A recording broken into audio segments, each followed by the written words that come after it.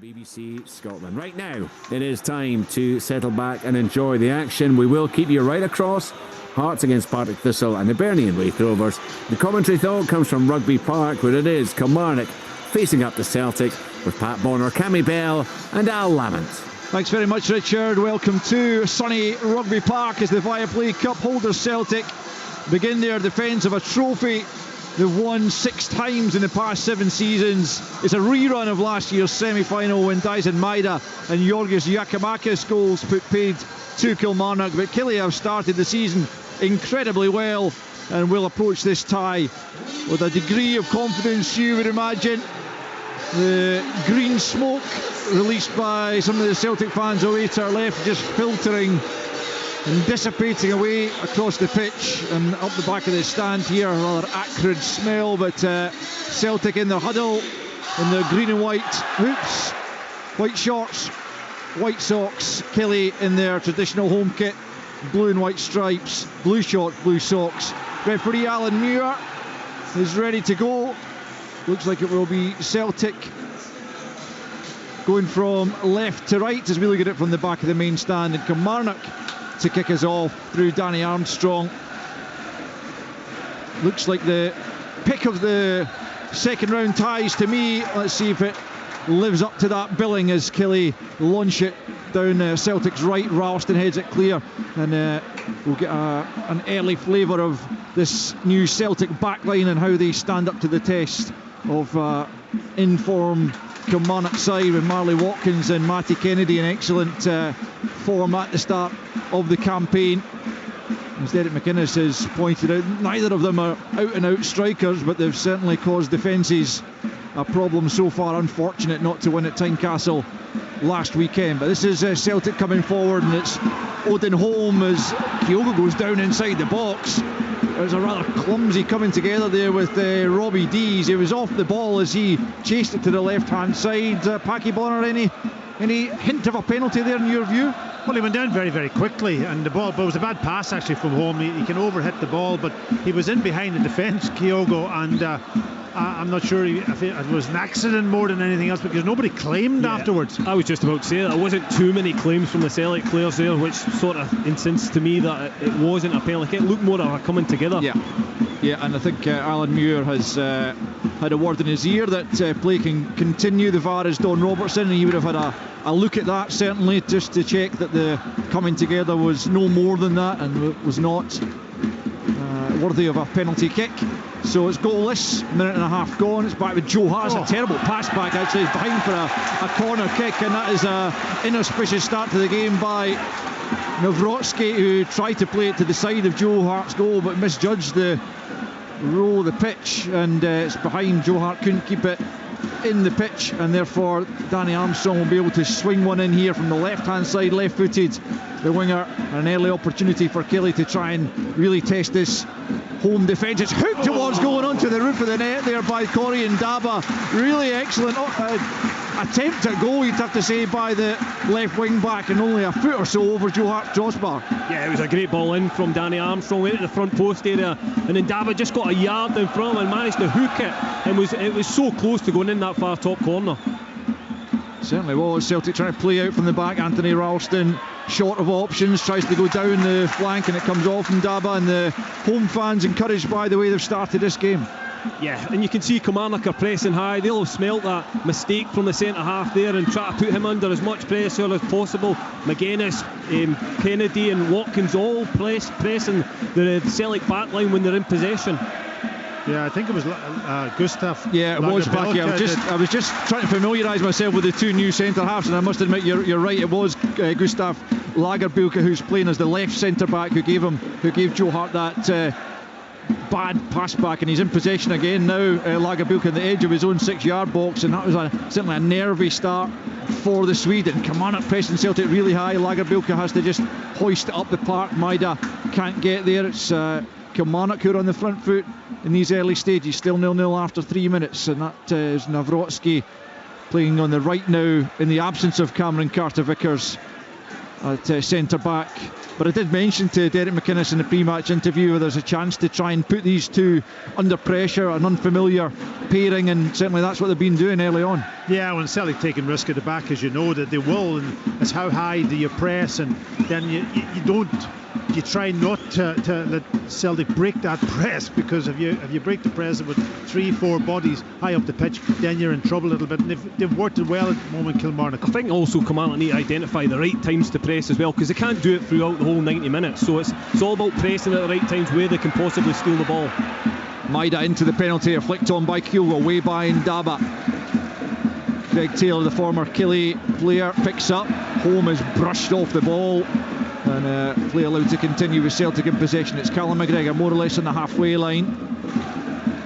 Taylor again just barged into there by Armstrong as Lagerbielke picks up and plays out to the left hand side for Maida. Maida coming in off the flank, the pink boots into O'Reilly. It's a brilliant ball for Holm. Holm left hand side of the penalty, squares it for Kyogo. He just couldn't stretch, and it's wide of goal from Kyogo. He was desperately trying to wrap the right boot around it, but he just couldn't stretch the leg sufficiently to get the direction he was looking for, and it's wide of goal. 5 minutes almost played. Kilmarnock nil, Celtic nil. Chances at either end. Great bit of passing from Celtic. One touch passing, Holm making that forward run, getting himself beyond the defence, nobody picking him up, and then when he cut that ball back, you could just see Kyogo, he was just stretching for it. He was a yard off it, but that was a really good bit of play from Celtic after being under the cosh for a little bit in these opening moments.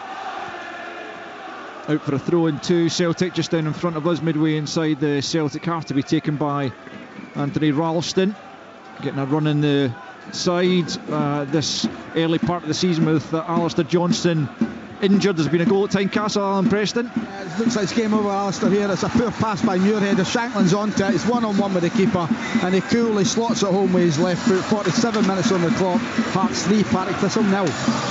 Thanks, Alan. Yeah, that looks done and dusted. Hearts into the quarter-final as Ndaba just fails to keep a cross-field ball in. Yeah, it looks like it's going to be a pretty comfortable passage into the last 8 for Hearts. Not so much for Hibs, who are still goalless against Wraith Rovers. Rory Loy will keep us up to date with any goals that go in there in the second half and potentially in extra time as Celtic prepare to take the throw-in down the right. It's Ralston finding Abada midway inside the Killie half on the right flank, and Ndaba trying to stick close to him. Abada back to Ralston. He finds his captain Callum McGregor, and now it's Nawrocki square for Lagerbielke, the Swede who's been playing for the Swedish league leaders Elfsborg ahead of his transfer to the Scottish champions. Here he is once more. As Brendan Rodgers said, he might not have played had it not been for an injury to Stephen Welsh during the week just after signing a new contract. Really bad luck for the young Scottish defender, but it does give an opportunity for Lagerbielke, and that's Nawrocki finding Ralston. Ralston took a heavy touch, just manages to squeeze the pass through though to Abada. Abada advancing right hand side, finds Greg Taylor coming into a central position as he often did under Ange Postecoglou. Still likes to do that as he finds Callum McGregor midway inside the Killie half. Killie just having to get numbers back now as Celtic get into the routine. It's a wonderful ball from Kyogo. O'Reilly tries to side foot it straight at the keeper. It's a poor effort from O'Reilly. He had lots of the goal to aim at, but he's side footed. He's trying to get the bend on it to find the back post, the far post, but he didn't get the accuracy he was looking for. It's a comfortable save for Dennis, but he shouldn't have had the opportunity to do so. Yeah, Kilmarnock's got into a back 4. We thought they might have started with a back 3, but they've gone to a back 4 with Daba left back, and I think it's probably Mayo just out on the right hand side. And they've been cut open 2 or 3 times now with runners from midfield. Kyogo coming deep, as we've seen him already this season so far, and from that point of view then the midfield runners are going and they're cutting up the Kilmarnock almost 2 centre halves. They don't know how to deal with the runners. Yeah, it's that one-touch passing that's hurting Kilmarnock at the moment. Here's Armstrong though at the other end, goes for goal. Hart comfortably takes that straight at him really from Danny Armstrong from the edge of the box, but it's end to end just at the moment. Kilmarnock making a real game of it in these early stages. 8 minutes in though, Kilmarnock nil, Celtic nil. There's Lyons biting into a challenge on O'Reilly, who you would expect to to have done better with that opportunity just a couple of moments ago, Cammy. Yeah, definitely. It made it far too easy for Will Dennis and the Kilmarnock goaler. I could see what he was trying to do. He was trying to shape to get it to that far left-hand corner, and he just didn't get enough turn on it. He ended up straight down the Kilmarnock keeper's throat, but it was a huge opportunity. As I say, it's that one-touch passing, touch around the corner that's really hurting this sort of flat Kilmarnock back four at the moment. Celtic have it through Lagerbielke, midway inside their own half, just plays it square to Nawrocki, who turns it back to Joe Hart. It's under a bit of pressure from Matty Kennedy. Hart now, from more or less on the penalty spot, fires it forward, away by Finlay, who scored the winner the last time Kilmarnock beat Celtic. That was back here in 2018. As it's forward for Watkins, inside the penalty, a nice turn, goes to ground, claimed for the penalty, referee turns away, not interested. It'll be looked at by the VAR, Don Robertson, we know that, but play continues for the moment. At least looked like he went down a little bit easily for my liking, but we'll get the guy's view on that in just a moment. Yeah, I think you're right, Al. I think he did go down a bit dramatically, but there was a hand on him, but they got in so easily. They got in behind the two centre backs. So in fact, I think there was two of them. There was Watkins and maybe Matty Kennedy. They had made the run in behind Lagerbielke, and the space was there, and they exploited it well. Kilmarnock. Here's Armstrong trying to pick up on 1-2. Does well to just poke that back to Finlay, now crossing the halfway line out to Kennedy on the left hand side for Kelly. Ralston just holds him up. Abada trying to put him under pressure as well. It's back with Lyons, who got that winning goal here against Rangers on the opening day of the league season. What a result that was for Kilmarnock. Brilliant way to start the league campaign as Watkins picks up and turns away from Nawrocki. Excellent play by Watkins, finds Kennedy on the left hand side, checks back onto the right foot, curls it in, header away by Lagerbielke, and Celtic managed to defend that situation when they were under a bit of pressure, and Holm comes away but he can't find a teammate. It's nodded down by Ndaba for Lyons, who's really begun to make himself a first pick for Derek McInnes, having been more of a bit part last season. Down goes Holm under the challenge of Armstrong, and it will be a free kick to Celtic just on the edge of the centre circle. 10.5 minutes played. Kilmarnock 0, Celtic 0. Yeah, good play again from Kilmarnock down this left hand side. Matt Kennedy checking into his right foot, and you could see the intent. They've got 3 full bodies in the box to try and get on the end of it. Celtic managed to clear, but good start from Kilmarnock. They'll be very positive about this. Greg Taylor, nice little drop of the shoulder, feign to play it back to Joe Hart and then turned away. It's now with Lagerbielke. Plays it square for Nawrocki and gets it back once more. It's a young central defensive pairing. 23 Lagerbielke is, 22 Nawrocki. As Maida gives chase down the left channel. It's good defending by Mayo. They had a couple of good tussles last season, I seem to remember. Mayo in now on a permanent deal after a successful loan spell from Rangers, and looks like a good bit of business from Derek McInnes, who I think still keen to bring what you might call an out-and-out striker into the club's Vassell on the bench, who's now club captain, but still trying to get into the starting 11, having recovered from injury. But I think he would like another striker before the transfer window closes. Here's Ralston, and now McGregor, and plenty of room on the halfway line. Kennedy just trying to keep him back there, finds Ralston, no, down the right. Good challenge from Kennedy, just barges Ralston over, and it's out for a throw-in to Celtic midway inside the Kelly half right hand side. Ralston just picking himself up. It was a strong tackle, put him right out. It's a good throw-in for Abada in the penalty, and it's behind Kyogo, and no other Celtic player can get it. A good challenge from Armstrong on Taylor to just knock it out of play on the far side, but Kilmarnock just caught sleeping there with a quick throw-in from Ralston. Abada was in. See Derby getting us down on the sideline and telling him to be switched on from it was a quick throw-in, playing behind the defence, and Abada just low ball across almost about 8 or 9 yards. It just went behind Kyogo, no takers. Kilmarnock getting away with it, but Kilmarnock set up with their back four. They've obviously got the two sitting in the midfield, but they've pushed almost Kyle McGuinness in on top of McGregor to try to stop him dictating the game, and then with the two up front, Kennedy playing more out on the left hand side and Watkins more inside right channel. Celtic have it, but pressure on Callum McGregor, too much pressure, says Alan Muir, the referee, from Kyle McGuinness, and it will be a free kick to Celtic just inside their own half. think the Killie fans thought that was a soft one, but Taylor's off and running down the left-hand side for Celtic. Back goes Armstrong with him, and Taylor has to check back to his captain, McGregor. Lagerbielke plays it square on the halfway line to Nawrocki. 13.5 minutes in, still no goals. 3-0 Hearts lead, 0-0 between Hibs and Raith. That's a loose one there, straight out of play from Celtic, and it will be a Kilmarnock throw in. And I felt that one of the big positives for Kilmarnock in that Rangers victory was the huge home crowd they had behind them, and it's not really the same this afternoon. It's quite a small gathering of Kilmarnock fans.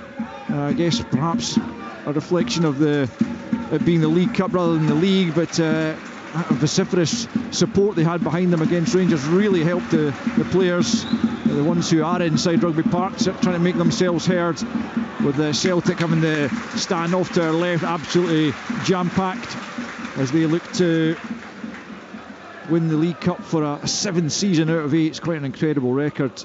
And as Brendan Rodgers was reflecting pre-match, it was the first trophy that he won in his first spell here, looking to continue that. He's never lost a League Cup tie actually as Celtic manager.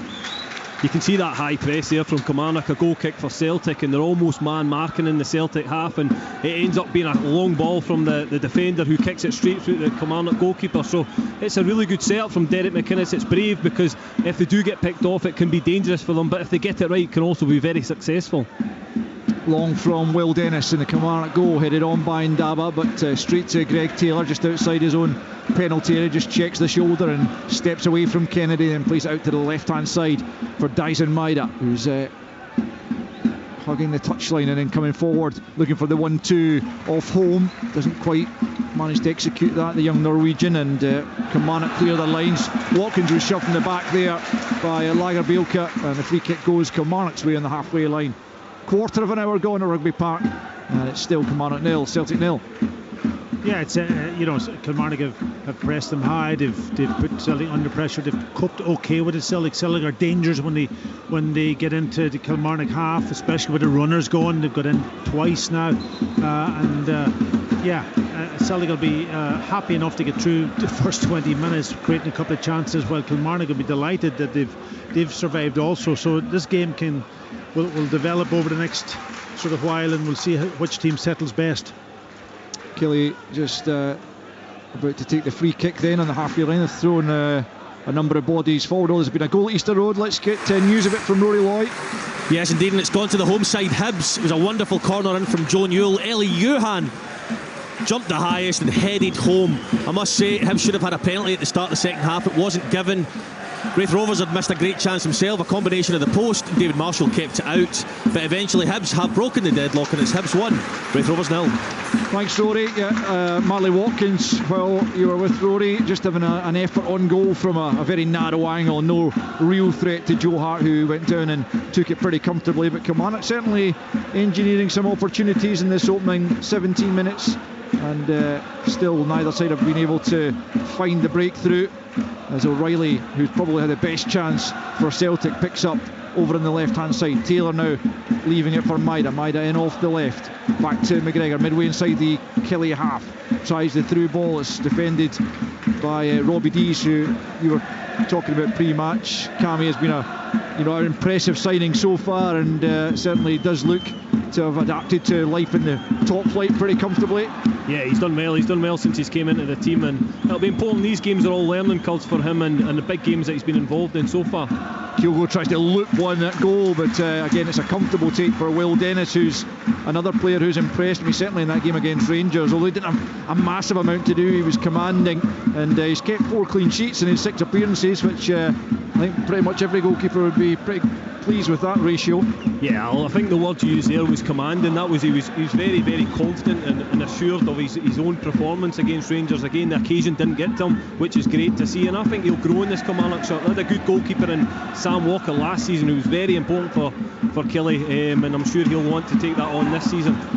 At the other end, it's Joe Hart clutching a through ball there and just rolling it out for Lagerbielke, who looks to have settled now after that wayward back pass in the first couple of minutes, but looks assured now alongside the Pole Nawrocki, who finds Ralston. Ralston coming down the right hand side but checks back, and it's with Nawrocki once more, looking up for options midway inside his own half, closed down by McGuinness. McGregor picks up, but he's caught in possession there by Watkins. Celtic though have it back, and it's Maida out in the far side up against Mayo. Armstrong coming to double up on him. It's back with Taylor left hand side, midway inside the Killie half. O'Reilly now poked away from him by Lyons. Celtic pick up once more. It's Nawrocki coming forward. Might think about the shot here. He does, but it's miles wide of Dennis's right hand post, out for a goal kick. 19 minutes almost played. Kilmarnock 0, Celtic 0. Yeah, for the first period in the game, Kilmarnock getting pinned back a little bit. Celtic just getting a bit of good control in midfield. This time the big centre half taking a chance with his shot. He was well out. He just didn't connect well off target. But yeah, the game settling into a little bit of a pattern now, with Celtic getting a wee bit more control of the game. No wins in 13 for Kilmarnock against Celtic. 1 draw and 12 defeats in that period, as I mentioned, since the victory back in 2018 when Stuart Finlay, back at the club in his 4th spell, scored when he was here previously. That was against Brendan Rodgers' side. Here's Abada, right hand side, comes inside, and Daba tries to get the 1-2 from O'Reilly, but O'Reilly was off the mark there with the return ball. Derek McInnes has been out quite a lot at the edge of his technical area, bawling on instructions, not happy about something. What would that likely be, do you think, Cammy? Yeah, I think it'll be the runners beyond. I think that's what's caused Kilmarnock problems so far. They're obviously a back four and very flat, and it's these midfield runners that are getting beyond the back four and have had 2 massive opportunities for Celtic so far. So they'll be making sure the communication, or if the midfielder has to track the player, it's got to be better, because they will get punished if they continuously do that.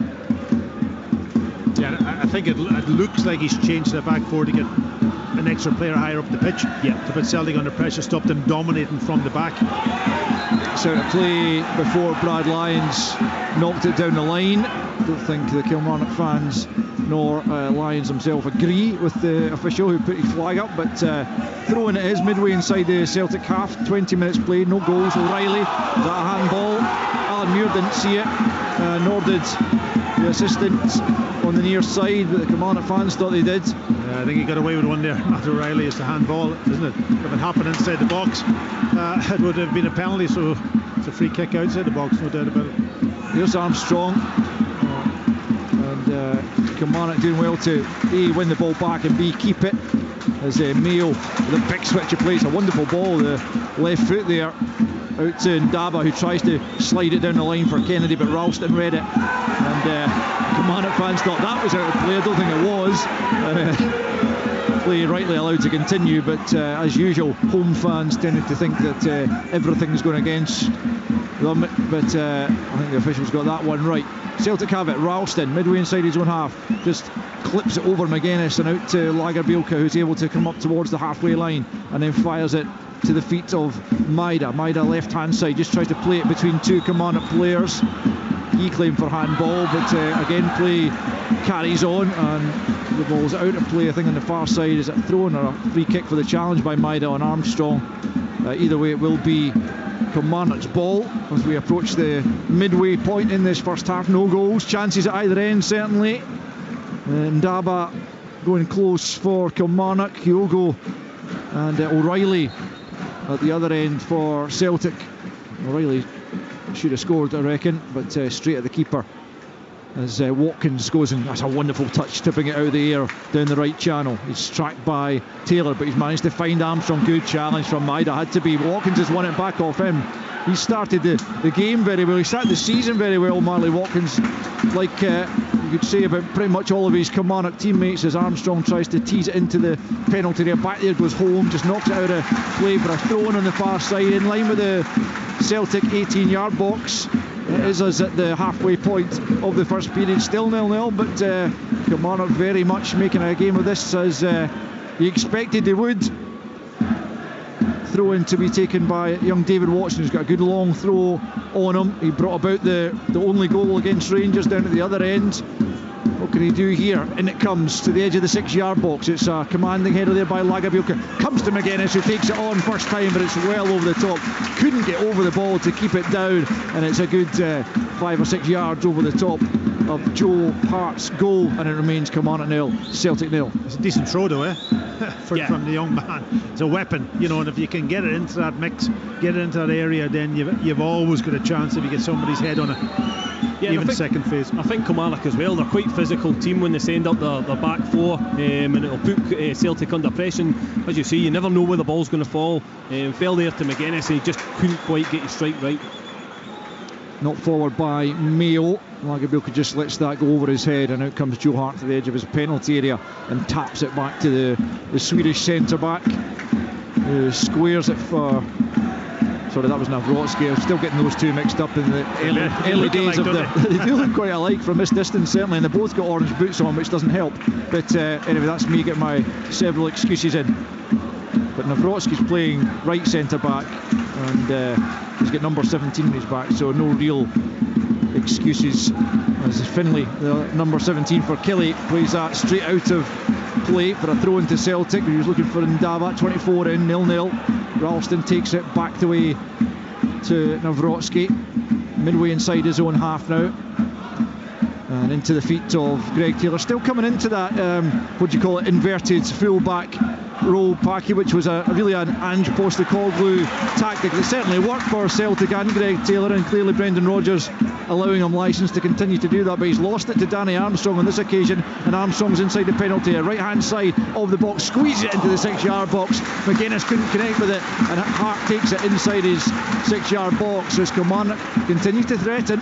Yeah, I think Greg Taylor would naturally come in there because he's been so used to doing it all last seasons before, and he will drift into that position, and he's done it very, very effectively over the last number of years, so there's no reason why he can't still do it. That time he lost the ball to Dan Armstrong, and he took him on a 1v1 and got a decent ball across that 6-yard box. Joe Hart doing very well, actually, got a good hand to it and making the save. Yeah, and I think that's what Danny Armstrong will want, is facing up Greg Taylor 1v1, driving at him, because then you make the decision, especially if he gets him into the box. Greg Taylor knows he can't make the challenge, it's very, very risky then, and Kilmarnock will try and use that as much as they can, get Danny Armstrong on the ball, running at Greg Taylor.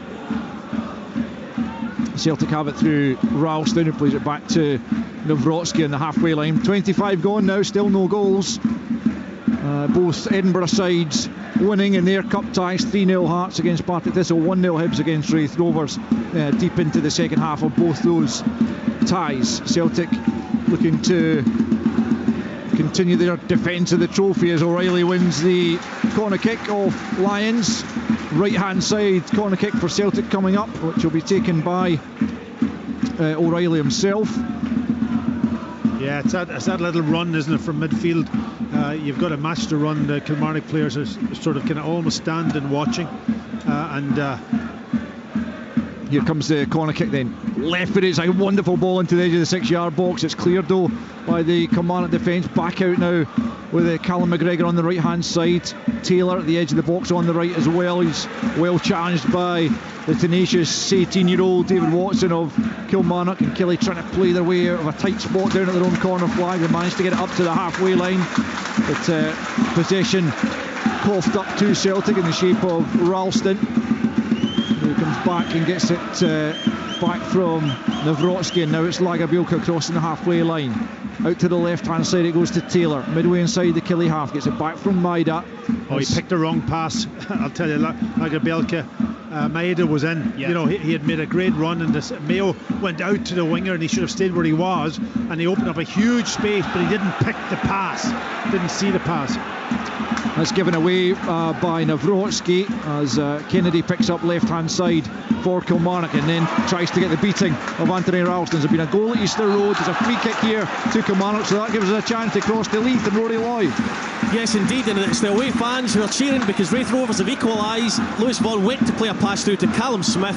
Lewis Stevenson intercepted it, however it caught the back of his heel, fell to Callum Smith, who slotted low and hard past David Marshall to restore parity here. It's Hibs 1, Raith Rovers 1. Thanks Rory. Yeah, Kelly free kick here, and it will be taken by Matthew Kennedy. By the looks of it, it's midway inside the Celtic half, so Celtic trying to hold a very, very high line about 5 yards outside their penalty area. What can Kilmarnock make of this as Danny Armstrong and Kennedy plot as to who's going to send this one in? Armstrong has the arm aloft, and it's him that clips it to the edge of the box. It's headed away though by Taylor, only as far as Watson, who tries to help it back to the edge of the box. Lyons gets the flick on, but there first was Anthony Ralston, who just knocks it clear up to the halfway line. Kyogo will chase this. Armstrong's there ahead of him, but he takes a chance, and Kyogo's nicked it off him, heading into the penalty area, right hand side. Very tight angle, goes for goal, well saved by Will Dennis at his near post. The angle was against Kyogo, but as usual he hit the target, and Dennis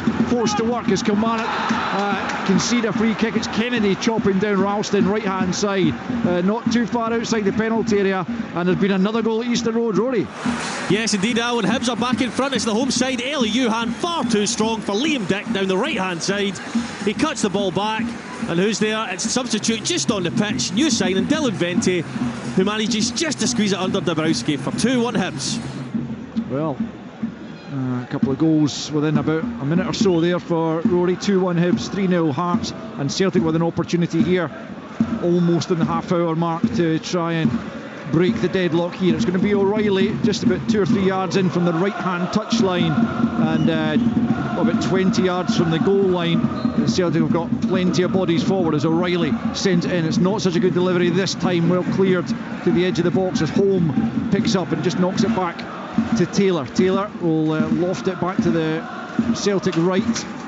In the way though was Matty Kennedy, out to O'Reilly now, midway inside the Celtic half, sort of the Killie half. It's back with Taylor, just in from the left hand side, plays it back to Lagerbielke. Now Nawrocki in the centre circle, and back once more with his central defensive partner Lagerbielke. Slides it forward for Kyogo. They've not had a chance to go over the chance that he had just a moment ago. Packy, it was slack play by Daniel Armstrong. He just allowed Kyogo to take the ball and nip it, and then he used that turn of pace, driving all the way almost to the 6-yard box. It was a tight angle to beat Will Dennis in the Kilmarnock goal. He just stood up and made the save, but that was a slack bit of play from Daniel Armstrong.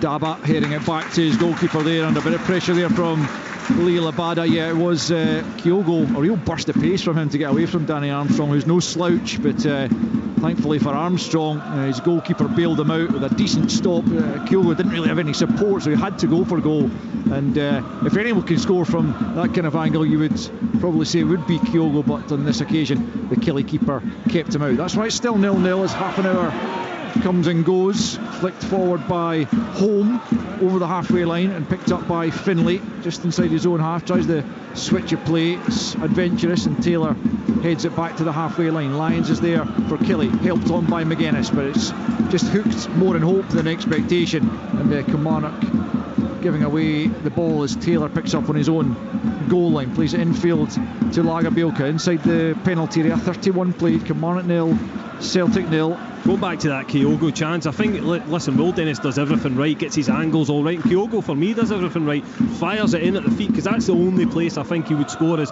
going through the legs at such a tight angle. But for me, it was a good bit of goalkeeping as well. Kyogo already with a couple of goals. Another goal at Tynecastle, Alan Preston. That's 4-0 to Hearts. Tagoe with his first goal for the club. Lowry steals the ball in the middle of the park, rolls through the Japanese player, and the left foot smashes it beyond the keeper David Mitchell. Hearts 4, Partick Thistle 0.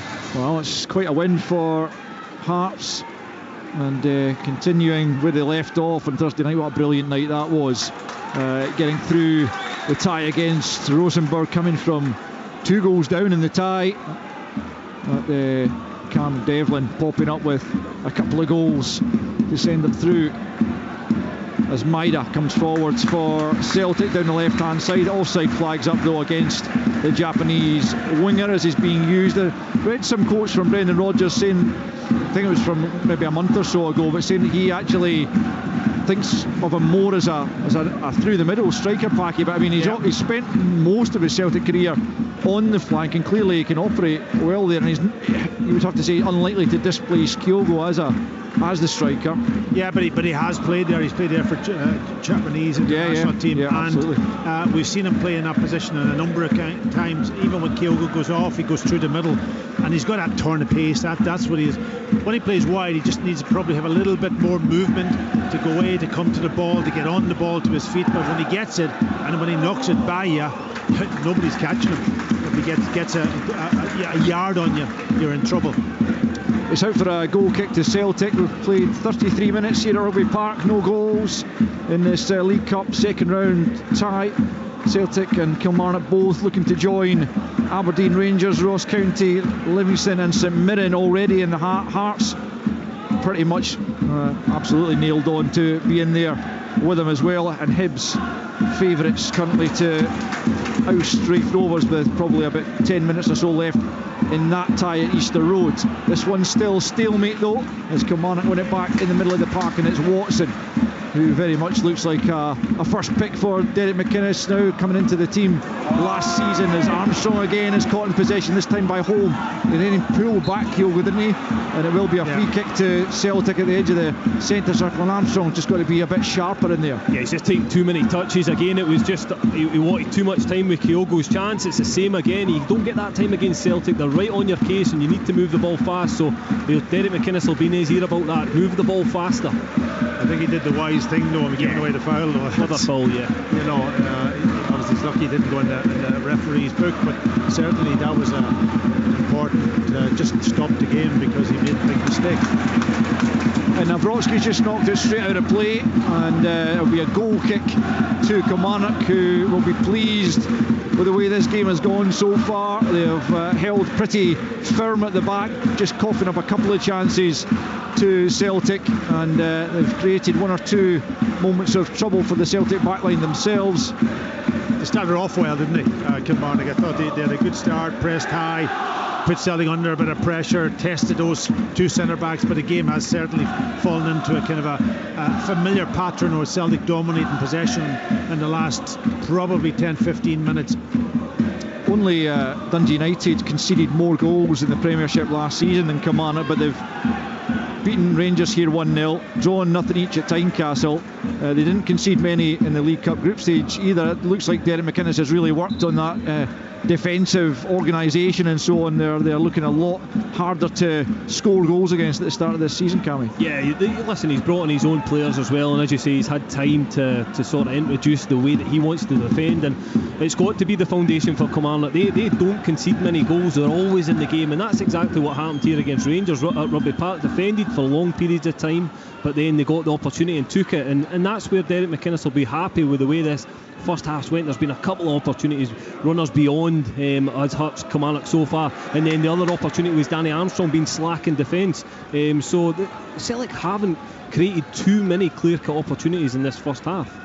No, they have this problem with the runners going though, you know, and there was another opportunity for them to pick Greg Taylor out, and it's coming almost from Lagerbielke, who's stepping forward in the midfield, but he's picking the wrong pass attempts. He just needs to get his head up and see and wait for the moment, but he's passing the ball, just making the wrong decision. But this is his first game, and he'll get used to this, there's no question.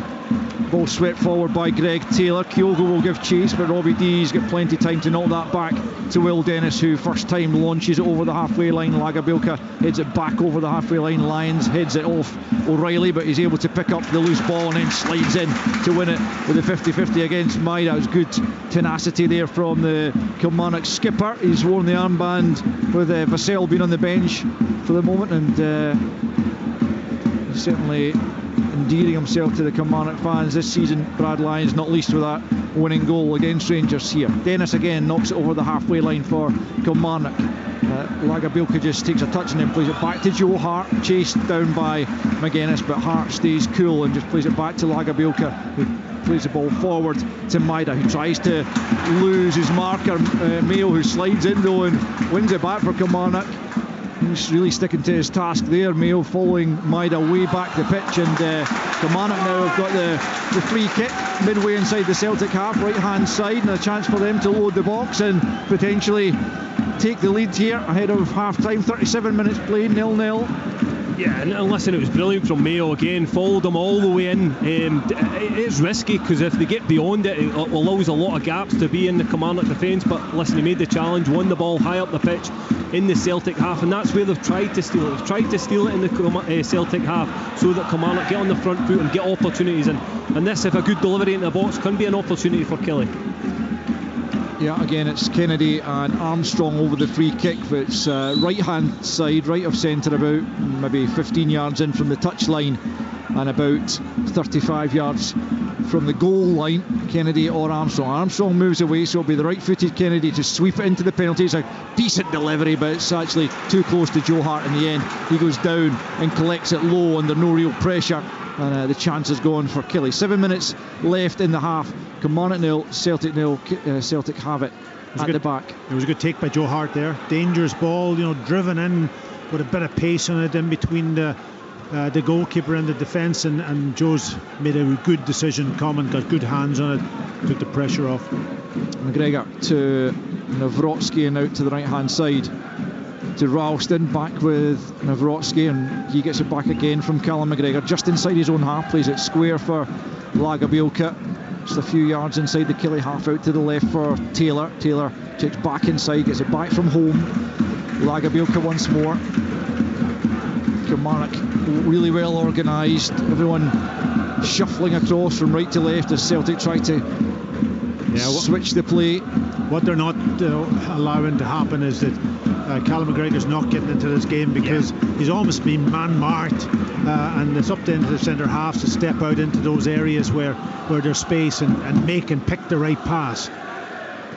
It's Nawrocki trying to lift it over Ndaba to find Abada, and he does do. Abada right hand side for Celtic, having to check back about 15 yards from the goal line. In off the right he comes, lays it back to McGregor midway inside the Killie half, into Taylor, who again is advanced and central. McGregor once more forward for Abada, right of the box, tries to get the ball into the penalty area, but Abada blocks the cross, and it's behind for a Celtic corner right hand side. 5 minutes to the break. Killie 0, Celtic 0. O'Reilly to take this one, looking to try and pick out a teammate. Celtic look for the opening goal. Oh, that's a heavy fall there for Dees, was it, who met us, and Ndaba, who was back there, got his head to it and then was taken out, but he's back on his feet. It was good defending, and then Kilmarnock have won themselves a free kick at the edge of the box. Ndaba, again, I've mentioned 2 or 3 players, but Ndaba looks like a good acquisition for Kilmarnock as well. Yeah, another good sign, a really good header, important header there, because it was a good ball in from O'Reilly from this right hand side, whipped in, and he got up really well. I was actually surprised it wasn't a free kick. I felt as if the Celtic player took him out after he headed it, but yeah, he started his Kilmarnock career very, very well. Looks a good signing, very good size of a boy as well, and for the physical battle. Kilmarnock coming forward, Watkins trying to cause some problems at the edge of the box. Armstrong's down, claiming for a foul at least, if not a penalty, right on the edge of the box. Nothing doing again as Kyle McGuinness picks up left hand side and plays it back to Ndaba, who himself plays it infield for Lions. He's under pressure there from McGregor and Abada, but manages to keep it, gets it back to Finlay, who in turn just plays it back to his goalkeeper Will Dennis, who launches it long, one for Ndaba to go and attacks Anthony Ralston rather too physically, and knocks him to the deck at the expense of a free kick to Celtic just inside, well, midway inside really, their own half. Ralston's back on his feet, free kick and nothing more. And I think both managers will be quite happy in the way the game has panned out. Obviously there's been a couple of half chances in the game, the best one probably going to Matt O'Reilly, but he failed to control when he was going through, or he took it onto his wrong foot. He should have probably gone with his right. That was probably the best one, but overall I think both managers will be saying, well, we have a chance in this game, the way the game's panned out at the moment. Just over 3 minutes left, plus any added on time at the end for stoppages. It's a throw into Killie midway inside their own half, taken by Mayo, launched up the right. Kennedy picks up for Kilmarnock, turns it back to Armstrong. Armstrong tries to take on Taylor, but he's lost it, and Celtic have it through Maida, just crossing the halfway line. Armstrong trying to get back to win it once more for Kilmarnock, but he hasn't managed to do so, and Ralston now brings it out to the right hand side for Abada. Abada midway inside Kilmarnock territory, in from the right he comes, knocks it back though to the halfway line for Nawrocki, who quickly plays it to Greg Taylor just outside the centre circle, clips over the top, wonderful ball. Maida checks back with the first touch, and it allows Lewis Mayo to get back in, make the sliding challenge to dispossess him, knock it behind for a corner. A wonderful ball from Greg Taylor, decent first touch from Maida, but good defending from Mayo. Just got stuck under his foot, didn't it, really, and he couldn't take it on with him, but it was a good run, good pass, good chance. And the Celtic corner taken by Holm, right footed from the left hand side, away by Finlay, helped on by Kennedy down the Kilmarnock right, and that'll go out for a throw in on the far side to Celtic. Still no goals. We'll just get the full-time reports from Tynecastle and Easter Road at half-time in this one, with both Hearts and Hibs looking like taking their place in the quarter-final draw, as Greg Taylor prepares to take the throw-in from just inside his own half. Will it be Kilmarnock? Will it be Celtic to join them in the next round? Still in a finely balanced here, certainly, as Nawrocki picks up and tries to move away from Watkins, who just nudges him in the back. Down he goes, the Polish defender, and it will be a free kick to Celtic just inside their own half as half-time approaches. Yeah, critical time for both teams. Obviously Kilmarnock will be wanting to go on 0-0 and have something to build on. Celtic desperate to get a goal. Taylor into the penalty area, looking for Kyogo, but it's headed away before he can latch onto it. Celtic have it back though. Maida and Abada have just swapped position just at the tail end of this first period as Celtic keep possession at the back. It's Nawrocki forward for home, challenged by Watson. Looked like he might have been a little bit late there, but the referee just points for a goal kick, and it will be Kilmarnock as Callum McGregor has a word with Alan Muir, I think probably about that challenge that came in. It looked to me like he was just a wee bit late there. Slightly late, but he doesn't hold back the young man, does he? Listen, he made up some ground there. He could see he was getting his head up to play the pass, and young Watson made up 5-6 yards to make that challenge. And listen, they might have been a little bit late, but there wasn't too much in it. Goal kick taken, and a foul in there from Nawrocki on Watkins, and Kilmarnock have got a free kick right at the end of this first period, about 20 yards into the Celtic half, and it is a chance to throw the centre backs forward again. 1 minute to be added on, and we just tick into that now. So this is likely the last chance of the half. Can Kilmarnock? Yeah, I think Matty Kennedy should bend this in almost. The last time I think a very high line from Celtic. It is. The last time I think it was I'm trying to think who took the Armstrong, and it was an outswinger. It was a poor one, bended right into that space between Joe Hart. It is Kennedy who swings it in, but it's away, and Daba couldn't quite reach it. Watson though keeps it alive, sent back in by Finlay. That's a good ball, and Daba attacks. Oh, he should score, but he sent it wide, just a foot wide of Joe Hart's right hand post. He was rooted to the spot, the keeper, and Daba rose highest. It was such an inviting ball in from Finlay, but he couldn't hit the target. Massive chance for Kilmarnock, passed up in the stroke of half time, 0-0. Oh, he's got to score. He's got to just direct it on target. He comes off the side of his head and goes by the post, and couldn't have been much in it from our angle. Probably difficult to see that, but certainly what a chance just before half time. It is a half-time whistle, and what a difference that could have made if Corey and Daba had directed that on target. There was no way Joe Hart was keeping it out. You didn't feel such was the proximity of the header, but he sent the header wide, having towered above the Celtic defence. Brilliant ball in from Finlay, but wide it went, and therefore the half-time scoreline is 0-0. Chances at either end in that first period, and Daba early on as well hooked the ball onto the roof of the net before at the other end Home sent it into the 6-yard box, but Kyogo on the stretch just couldn't get his right foot wrapped round it and sent the ball wide. Best chance for Celtic in the first period fell to Matt O'Reilly. He was played in on goal, but in trying to get his body round the ball to get onto his left foot, he just hit it too straight at the keeper when he was trying to find the back post, and it was a comfortable save in the end for Will Dennis.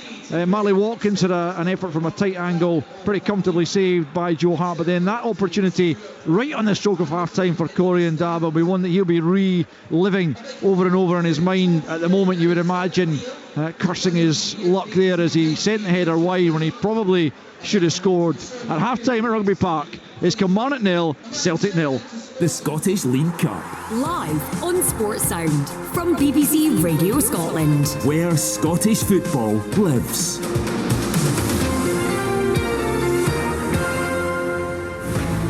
Following Scotland's teams in Europe. The action continues on Tuesday evening with Rangers versus PSV Eindhoven. Long cross comes in! Rangers in the Champions League playoff round. It's there for them. That's all you want. You're saying to yourself, we've got 2 games here to be in the Champions League. Sports Sound, Tuesday night from 7. European dreams live here. And Ibrox celebrates the most dramatic of nights here in Glasgow. Listen on digital radio. Or play BBC Radio Scotland Extra. Kilmarnock 0, Celtic 0 at half-time, approaching full-time in the 2 o'clock kick-offs. Hearts 4-0 up against Partick Thistle, Hibernian 2-1 against Wraith Rovers. In the English Premier League, Aston Villa strolling to victory against Everton. John McGinn got the first, Douglas Luiz penalty, Leon Bailey and John Duran scoring with, he was just on the pitch. It was seconds after he came on the pitch. He scored the 4th goal there. In the SWPL, Hibernian beat Montrose 4-1. It was Partick Thistle 0, Glasgow City 3. Celtic's women 6-1 up against Hamilton into stoppage time, and almost half-time it's Hearts 1, Dundee United 0. Still to come, Motherwell against Spartans, and then a few minutes after that, 4:10 kick-off for Rangers against Aberdeen. We will reflect on the opening 45 minutes there at Rugby Park. It's been a very, very tight affair, but we are moving towards full time in the 2 cut ties. Alan, you just about there at Tynecastle? It's done, Richard. Yeah, 4-0. Just as Hearts hit the post from Kingsley with a strike from the edge of the box. It's such an easy victory. I expected better from Partick Thistle. Been really disappointed in them today. Hearts could have won by 7 or 8. They took the lead in 10 minutes. A corner came in from Lowry. It's Rolls flick on at the front post, and Brian Graham's trying to clear it. He gets it all wrong, goes into the back of the net. It's 2-0 right in the stroke of half time. Lowry corner again, this time with Delo Fire with a header from about 6 yards in off the underside of the bar for his debut goal. This will be gutted. 2 corners, 2 goals. It was 3-0 and tie over in 47 minutes. Muirhead with a poor pass straight to Shanker, who runs through and slots it home for his 4th goal of the season. For me, Lowry should have had a Stonewall penalty. Boyce had a shot well saved. Vargas had a chance. Kingsley had a shot, and Kingsley just hit the post as I just touched on. But they got the 4th one when new signing Tagawa was rolled through by Alex Lowry, and his left foot shot beat the keeper easy. Such an easy victory for Hearts. Disappointing for Partick Thistle. Hearts 4, Partick Thistle 0. Really surprising, Alan, but maybe it does just reflect the quality that Hearts have got in that squad these days. I would agree, Richard. Yeah, and he'll be delighted. Ofaya and Tagawa get their goals. Vargas gets game time under his belt. Lowry, I thought, was brilliant. Really lovely touches. Lowry at times. Hearts are building a formidable squad. They're all on fronts at the moment. They're in the League Cup, obviously, into the quarter-finals now. Big, massive game for them on Thursday. They took the opportunity to take the ones off that had been playing most of the games, like say Kent and Shanklin, to come off to give them a rest. They've used a full squad today, and I'm sure the management team will be absolutely delighted. But for Chris Doolan, it was a real bad day at the office. They didn't turn up at all. They were well beaten on from the start of this game. The first 10 minutes, Hearts really got into them, and once that first goal went in, there was only one winner. Yeah, really surprising that, not in the sense that because clearly Hearts have got the quality, but I think we all expected a bit more from Partick Thistle in that. With almost 13,000 at Tynecastle, Hearts have won by 4-0. Hibernian playing Wraith Rovers, of course, at Easter Road. Is it all over there, Rory Loy? No, not quite yet, Richard. There was 5 minutes went up a couple of minutes ago, so we've got about 3 minutes left to play. It's been a really entertaining game here, I must say. Chances for both sides, a couple of penalty shouts for both sides, 3 goals in this second half as well. Hibs just edging Wraith Rovers in what will be a hard-fought win if they're managed to hold on for the last couple of minutes. OK, back with Rory when that full-time whistle goes. Remember, Kilmarnock and Celtic 0-0 at the interval. We talked about the pitch beforehand. It is inevitably a talking point from time to time, particularly Cammy in these kind of conditions. It seemed to me it has made it quite tricky at times. Yeah, listen, it'll be very dry today. They're obviously watering it here at half time, but as I said before the game, within 10 minutes it dries up very quickly when there's a wind, when there's sun on it. So it does slow the play up, which hampers the way that Celtic want to play. But take nothing away from Kilmarnock. They've pressed really well, they've pressed at the right times, they've created opportunities like they did in that Rangers game. They've defended well at times. I think their only problem has been the midfield runners that have caught them out on a couple of occasions. I'm sure Derek McInnes will be in there at half time saying to his players, his midfielders, it's got to be communication or you follow your runner. It's one or the other. We can't allow this Celtic team opportunities.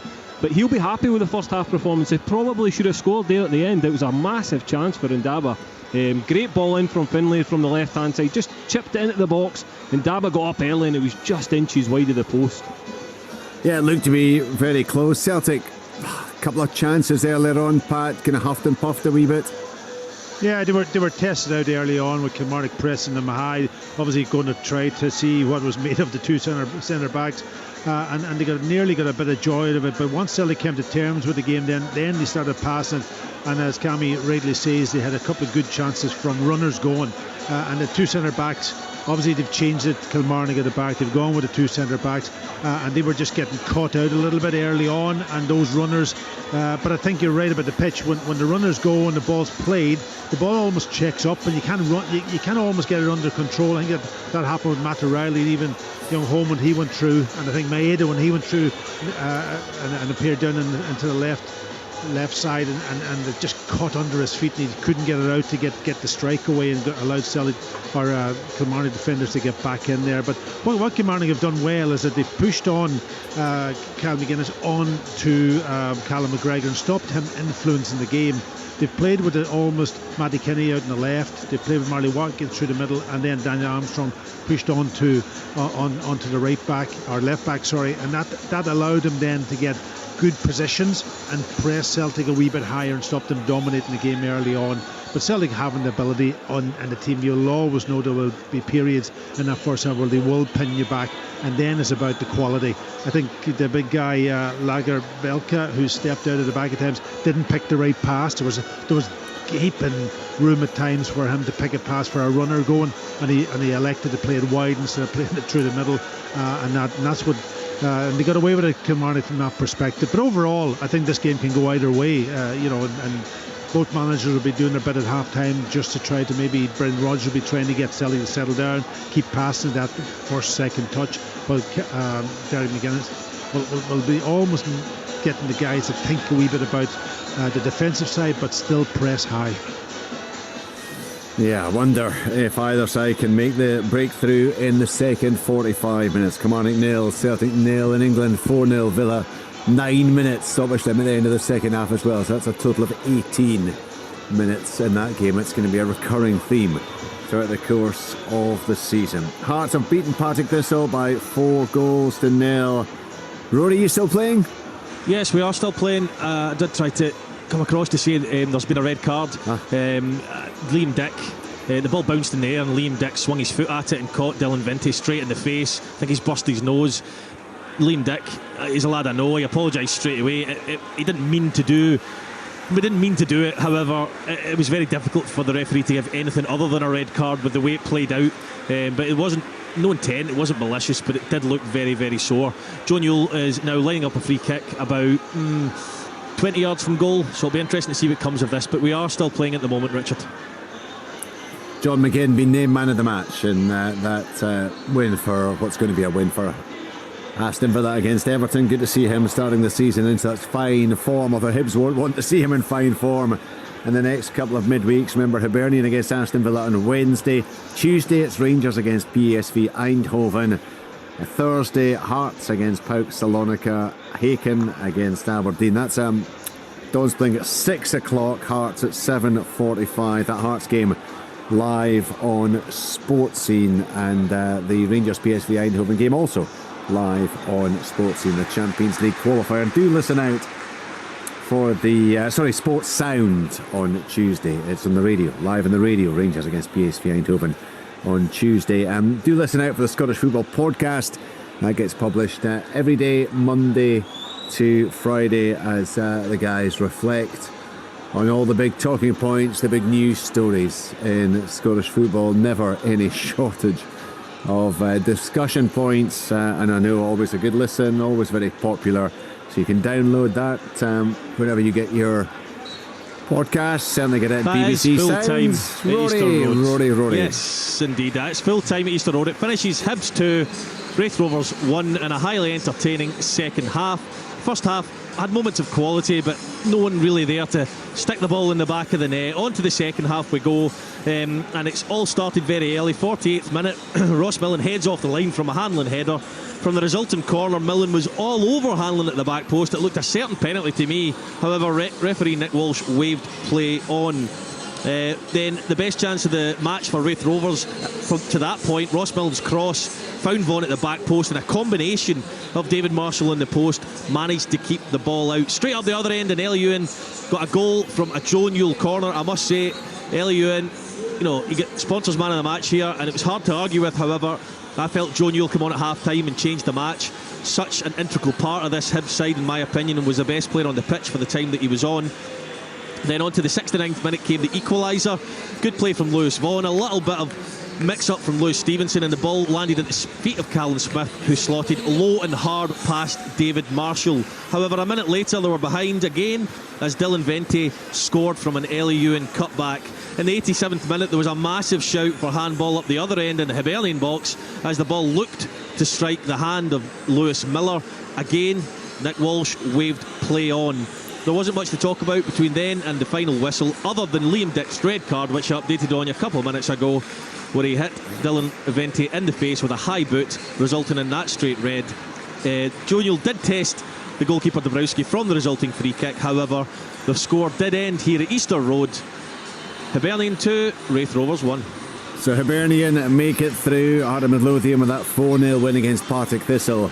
Make it through. Got to say, Alan, it is shaping up to be, well, either way, it is going to be a heavyweight quarter-final lineup for the Viaplay Cup. You've got 7 Premiership sides. There will be an 8th. Obviously, it'll be either Kilmarnock or Celtic.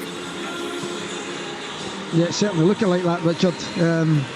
Well, it is that, I'm afraid. There's been no shocks at all. You normally get which is one. A shame, isn't it? Because you look for that. Certainly by this stage of the tournament, you're still hoping 1 or 2 of the lower league sides are still there. I thought, honestly, this game today at Tynecastle and the one at Easter Road, because of the exertions of Thursday night from both clubs, it would have been, more difficult. But this game here I was so disappointed in Partick Thistle. I was looking forward to seeing them, and they never laid a glove on Hearts. And if the gulf is getting bigger, which it certainly looked like today, it's going to be a struggle, to get these teams. This could be the norm, these teams getting through. You hope not, because you want teams to have a cup upset and a shock and get, teams getting into the latter stages of cup competitions. But that's it. The League Cup is going to be all with the top flight, I'm afraid. Alan, thanks to you and indeed to Rory. Still just the one name to be sorted out for that quarter-final lineup. The draw to come later. Half-time 0-0. Kilmarnock Celtic. Back to Cammy Bell, Pat Bonner and Al Lamont. Thanks again, Richard. Sides just emerging back onto the field. Kilmarnock making their way out the narrowest tunnel in football, I think it must be. And Celtic already in place on the right-hand side of the pitch as we look at it from the back of the main stand. Still bathed in Ayrshire sunshine, I have to say. It's pretty warm this afternoon down these parts, even at the back of the stands, but it's usually a good few degrees chillier than elsewhere. But the players out in the sunshine, certainly that is perhaps playing an element in the rather slow game that we've had so far. But other goals to come in this second period. We are about to find out as Celtic get us back underway, as Greg Taylor, the former Killie man, finds O'Reilly looking to thread it through for Maida, who just took a poor touch. He might have been in on goal had he been able to take a better one. Might have been better taking it on his left foot as he came in from the left hand side, but it was off the right, behind for a goal kick, and it's goalless as we start this second period. It was a good chance, wasn't it? Madarelli getting himself in a good bit of space higher up the pitch, picked out, and then he opens up and plays that little ball. It was a wee bit probably too high, the ball, because it went sort of almost over the back of Kyogo, and I don't think Maeda was expecting it, and that's why he kind of almost miscontrolled, but he was in a really good position if he did get it under control. No changes for either side, incidentally, at the interval. Still as you were in terms of both lineups, which I'll just talk you through. It's Will Dennis in goal for Kilmarnock. It's actually turned into a back four, as Packy pointed out early on in the game. For Killie, it's Lewis Mayo, Robbie Dees, Stuart Finlay and Corin Daba, with Danny Armstrong, David Watson, Brad Lyons, Kyle McGuinness in midfield, and Matty Kennedy and Marley Watkins up front. For Celtic, it's Joe Hart in goal, Anthony Ralston, Gustav Lagerbielke, Mike Nawrotsky and Greg Taylor at the back. Callum McGregor, Matt O'Reilly Odin Holm in midfield, and Lee Labada and Dyson Maida on either wing, with Kyogo up front for Celtic. It's Killie in possession, not for long though, as Lagabilka picks up, but it's back now with Killie and Kyle McGuinness, right hand side, trying to get away from Taylor, and the assistant, who's a yard from the incident, flags and says that was a free kick to Celtic, which is quickly taken by their captain Callum McGregor. Back to Joe Hart. A couple of minutes gone in the second half and still no goals. Yeah, it looked a little bit soft to me. I think McGuinness put his hand on Callum McGregor, but he went over again. Probably experience from him taking the free kick in that position. O'Reilly trying to find Abada, but it doesn't reach him, and Kelly have it back, and it's Finlay who feeds it forward looking for Kennedy, but Nawrocki's there first for Celtic. It's back though with Ndaba, who had that big chance. He's given the ball away now, and it's Abada attacking the penalty area. Kyogo gets the shot away, it's blocked. Claims from some fans for a handball, but it was straight at the Kilmarnock defender. There was no way he was getting out of the way of it, even if it did hit his arm from a very close distance. And the chance is gone as Kilmarnock pick up in the middle of the park. It's Watson, plays it short to Lyons on the halfway line. Out to Mayo on this near side, the Killie right, and back infield for Lyons, and then back once more with Mayo, who just tries to feed it down the right, looking for Watson, who will try and make life difficult there for Lagabilka. He just sees it out of play for a Celtic goal kick. 3 minutes. Sorry, Al. I was going to say young David Watson on the edge of the box again, doing his defensive duties. I've been impressed with him. Yeah. He's a young boy. He's only 18 years old, but he looks like a very important player for Kilmarnock, not just in this game, but I think for the future. What he does, he picks up really good positions to win the ball back, make challenges, recycles the ball very well for Kilmarnock. That's a good ball for Abada, right hand side, into the penalty area it goes. Mayo straight behind for a corner kick, not taking any chances. It was beyond Kyogo, but Maida was lurking, and Mayo just sweeps it behind for a Celtic corner. But that was a better move from Celtic. Better run, better pass, getting in behind the defence. Just failed to pick out Kyogo, who had made the run across the near post, and he just didn't pick him out, which normally that's probably the ploy. Home into the penalty area it comes, knocked away by the Kilmarnock defence. Celtic trying to keep it alive. McGregor though fouling Danny Armstrong, and that's going to be the first yellow card of the game, I reckon, for the Celtic captain, just blocking Danny Armstrong off there, and Alan Muir shows the yellow. Yeah, again a clever foul from Callum McGregor there. Danny Armstrong looking to break away down the line, showing all his pace, and McGregor just uses his experience, takes a yellow card on the chin. But yeah, clever foul for me. Celtic haven't lost a domestic cup tie since the Scottish Cup semi-final against Rangers in April of 2022, and they haven't lost in the League Cup since November of 2020 when they were beaten at home by Ross County. It's some record. But Kilmarnock giving them a run for their money here this afternoon as Armstrong picks up right hand side up against Taylor, almost at the goal line, tries to take him on, breaks into the penalty area. Callum McGregor knocks it away. Nodded down by Dees for Watson though, who has a real maturity about his play despite his tender years. Maida gets back to put a good challenge in on both Kennedy, and then Armstrong is out for a throw-in to Killie with 50 minutes on the clock. Still no goals. Taken by Mayo for Watson. Mayo has tried to get it back to Watson, but Holmes nicked it off him, and Holmes comes forward, and Daba puts a sliding challenge in and wins plenty of the ball, and Killie have it back, and the Killie fans like the endeavour shown there by Ndaba to win the ball back for his side as McGuinness chases the ball down the right hand side. He hasn't been able to keep it in though, and it will be a throw into Celtic. 5 minutes into the second period, it's very much continuing along similar lines, very evenly balanced, and still 0-0. Yeah, I think whoever gets that first goal will be delighted in this game, because I don't see a lot of goals in it. That could change as both teams get a bit more tired.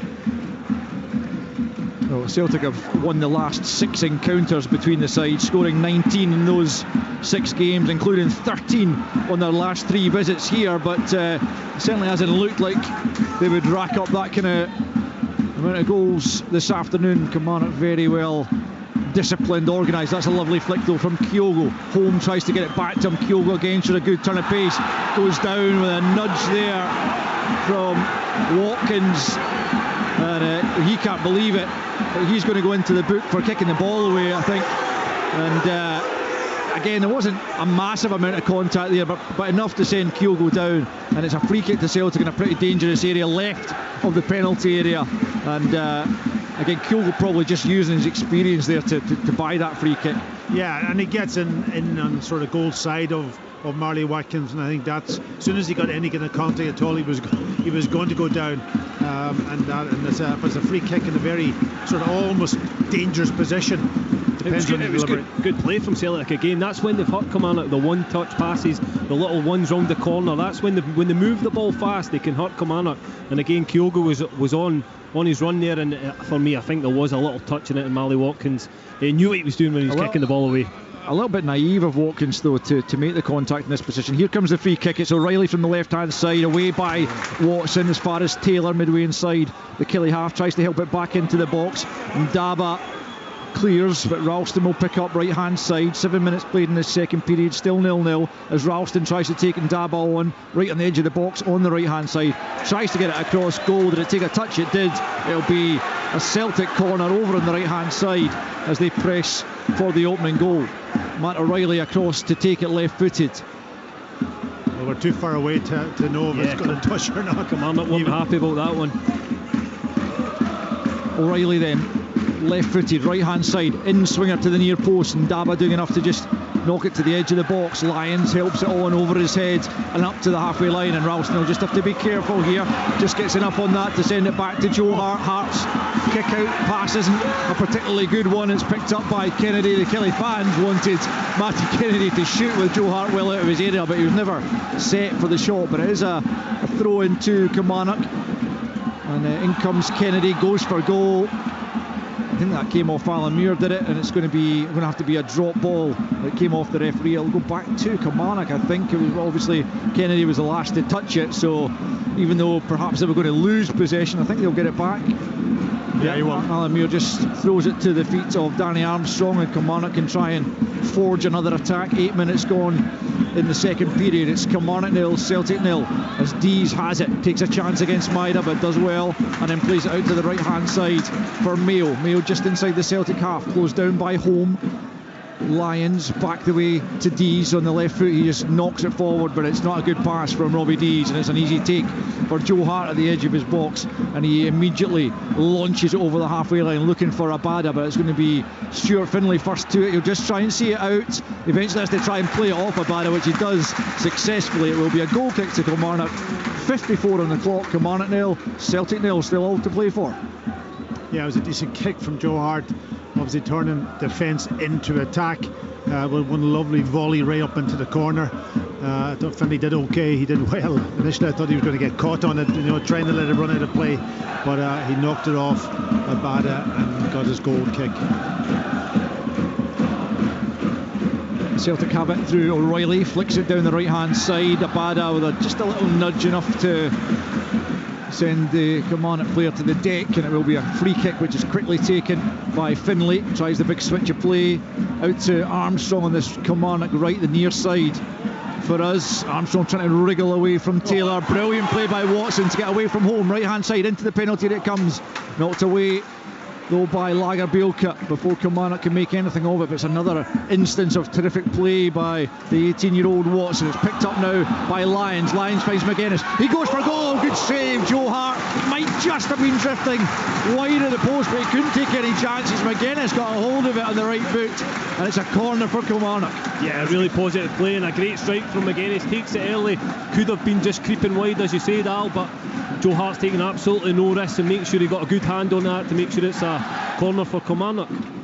Right hand side to be taken by either Kennedy or Armstrong. Again, both of them over the set piece. Looks like Kennedy will take charge this time, right footed from the right hand side. Outswingers, a deep one to the back post, but cleared away by Nawrocki before Dees could get there. Kilmarnock have it back though. McGuinness gets it back to Dees on the angle of the box, left hand side. Back with McGuinness once more, clips it into the penalty. Out comes Joe Hart. Good two-fisted punch, high rather than far though. Helped away by Home, and Kilmarnock just play it all the way back by Mayo to Will Dennis. 11 minutes to the second half gone, still no goals, but it's really difficult to pick who's going to make the breakthrough here, who's going to emerge with a advantage as Greg Taylor was caught there as he played the ball forward by Danny Armstrong. The apology offered by Armstrong. It will be a free kick to Celtic just 10 yards inside the Killie half. A little ticking off there from Alan Muir for Armstrong, and the free kick goes Celtic's way. 0-0. You can see obviously the improvement in the Kilmarnock team though over, so you know, compared to last year when these kind of games you kind of ran away from them. They're really in it today. They have a chance, and they're given as good as they're getting. No question about that. I think the speed and just the players he's brought in. Yeah, definitely. Bit of blood, I think, for the Celtic medical team to deal with on the face of Taylor. So they're down to 10 just momentarily as Callum McGregor stands over this free kick just inside Killie territory, gets it back from O'Reilly and then plays it back the way to Lagerbielke, who squares it to Nawrocki, and now it's back with the Swede. Lagerbielke turns it back to his goalkeeper. Hasn't been inspiring stuff from Celtic thus far, as Hart goes long looking for Abada. I wonder how long before either manager goes to the bench and tries to change things. I guess Derek McInnes will be relatively happy with the way things are going, and just if his side could find the breakthrough and give them something else to cling on to. But they're performing really well against the treble winners from last season. And Daba takes the throw in down the left hand side. It goes high in the air off the head of McGuinness. Breaks away off Watkins down the left channel. It's a wonderful touch from Watkins, and he's up towards the edge of the penalty area. Not a massive amount of support, but he finds Armstrong edge of the area. Can he get the ball out of his feet to get the shot away? He's closed down by Maida. Might get the shot in on the right foot. Comes across goal. It's tapped in. Kilmarnock in front, and it's Marley Watkins. The shot from Armstrong was heading wide of goal, but Marley Watkins turned it into the perfect assist as he taps in at the back post, and Kilmarnock are in front. It's Kilmarnock 1, Celtic 0. Yeah, absolutely brilliant bit of play from Marley Watkins to start their move off down the left hand side, left the Celtic defence, and then put a great ball into Danny Armstrong, who had held his run to the 18-yard box. He gets a shot across, and there he is, Marley Watkins at the back post to tap in. And listen, Kilmarnock have started this second half brilliantly. You see Greg Taylor coming on the pitch. Was that a factor that Kilmarnock got that opportunity? It was. Maeda was asked to go into almost a left back position, and I was just looking earlier, obviously Daniel Armstrong was out in this sort of right hand side, and if they could get the ball out to him, I'm saying they have a chance in a 1v1. Eventually it did come to him, and when he almost set up Maeda, he kind of dropped the shoulder, went round him. It wasn't I think he was trying to shot actually. It wasn't a cross, and he missed it, but he took him on in a 1v1, and that's what created the opportunity then for Watkins at the back post. The composure from Marley Watkins out wide left for me at the start of the move, because he got his head up and he seen that Danny Armstrong actually held his run, and it was a brilliant pick out, as you say. There's a check going on here now. Every goal is checked, but it's okay. The referee points to the centre circle, the goal stands, and so an hour in, Kilmarnock do have that goal I was just talking about a moment ago, something for them to really cling on to. They have a 1-goal advantage against the League Cup holders Celtic, and you have to say, you can't really argue that they don't deserve it. No, absolutely.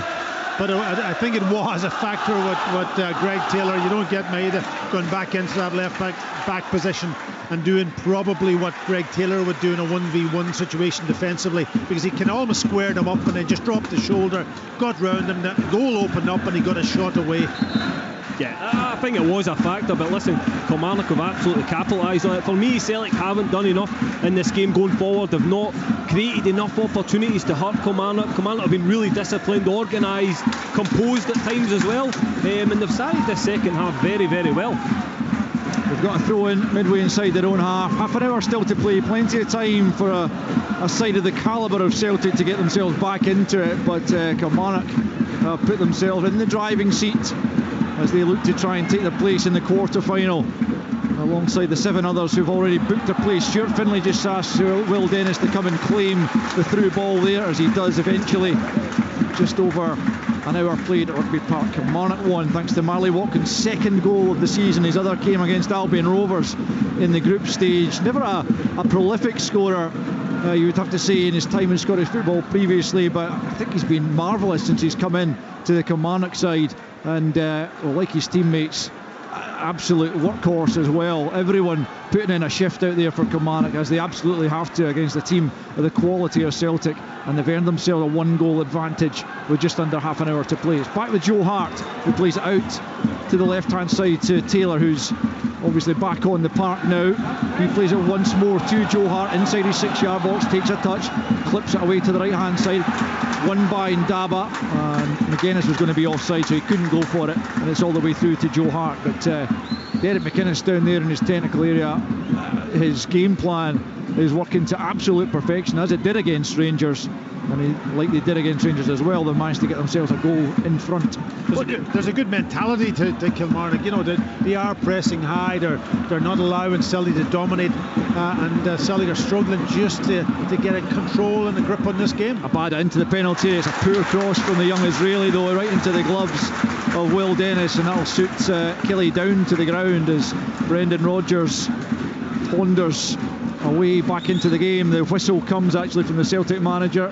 It's David Turnbull, I think, is getting a call, maybe Yang as well. We'll see what comes of that. A couple of changes potentially for Celtic as they look to get back on level terms. They've got a free kick midway inside their own half. For me, touching on Kilmarnock, listen, there's a real understanding in Derek McInnes' side this season of what's expected, the work rate as well. Every single play, you touched on it, Al, they work their socks off all game, and they've made Celtic work for the game today. So listen, for me, they're in a really good position. They just need to keep concentrating. Lyons goes down, but the decision goes Celtic's way as David Turnbull gets himself stripped.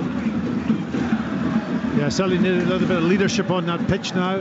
Obviously, we've got two youngish centre halves who have just come to the club. They're not expecting them to be the leaders.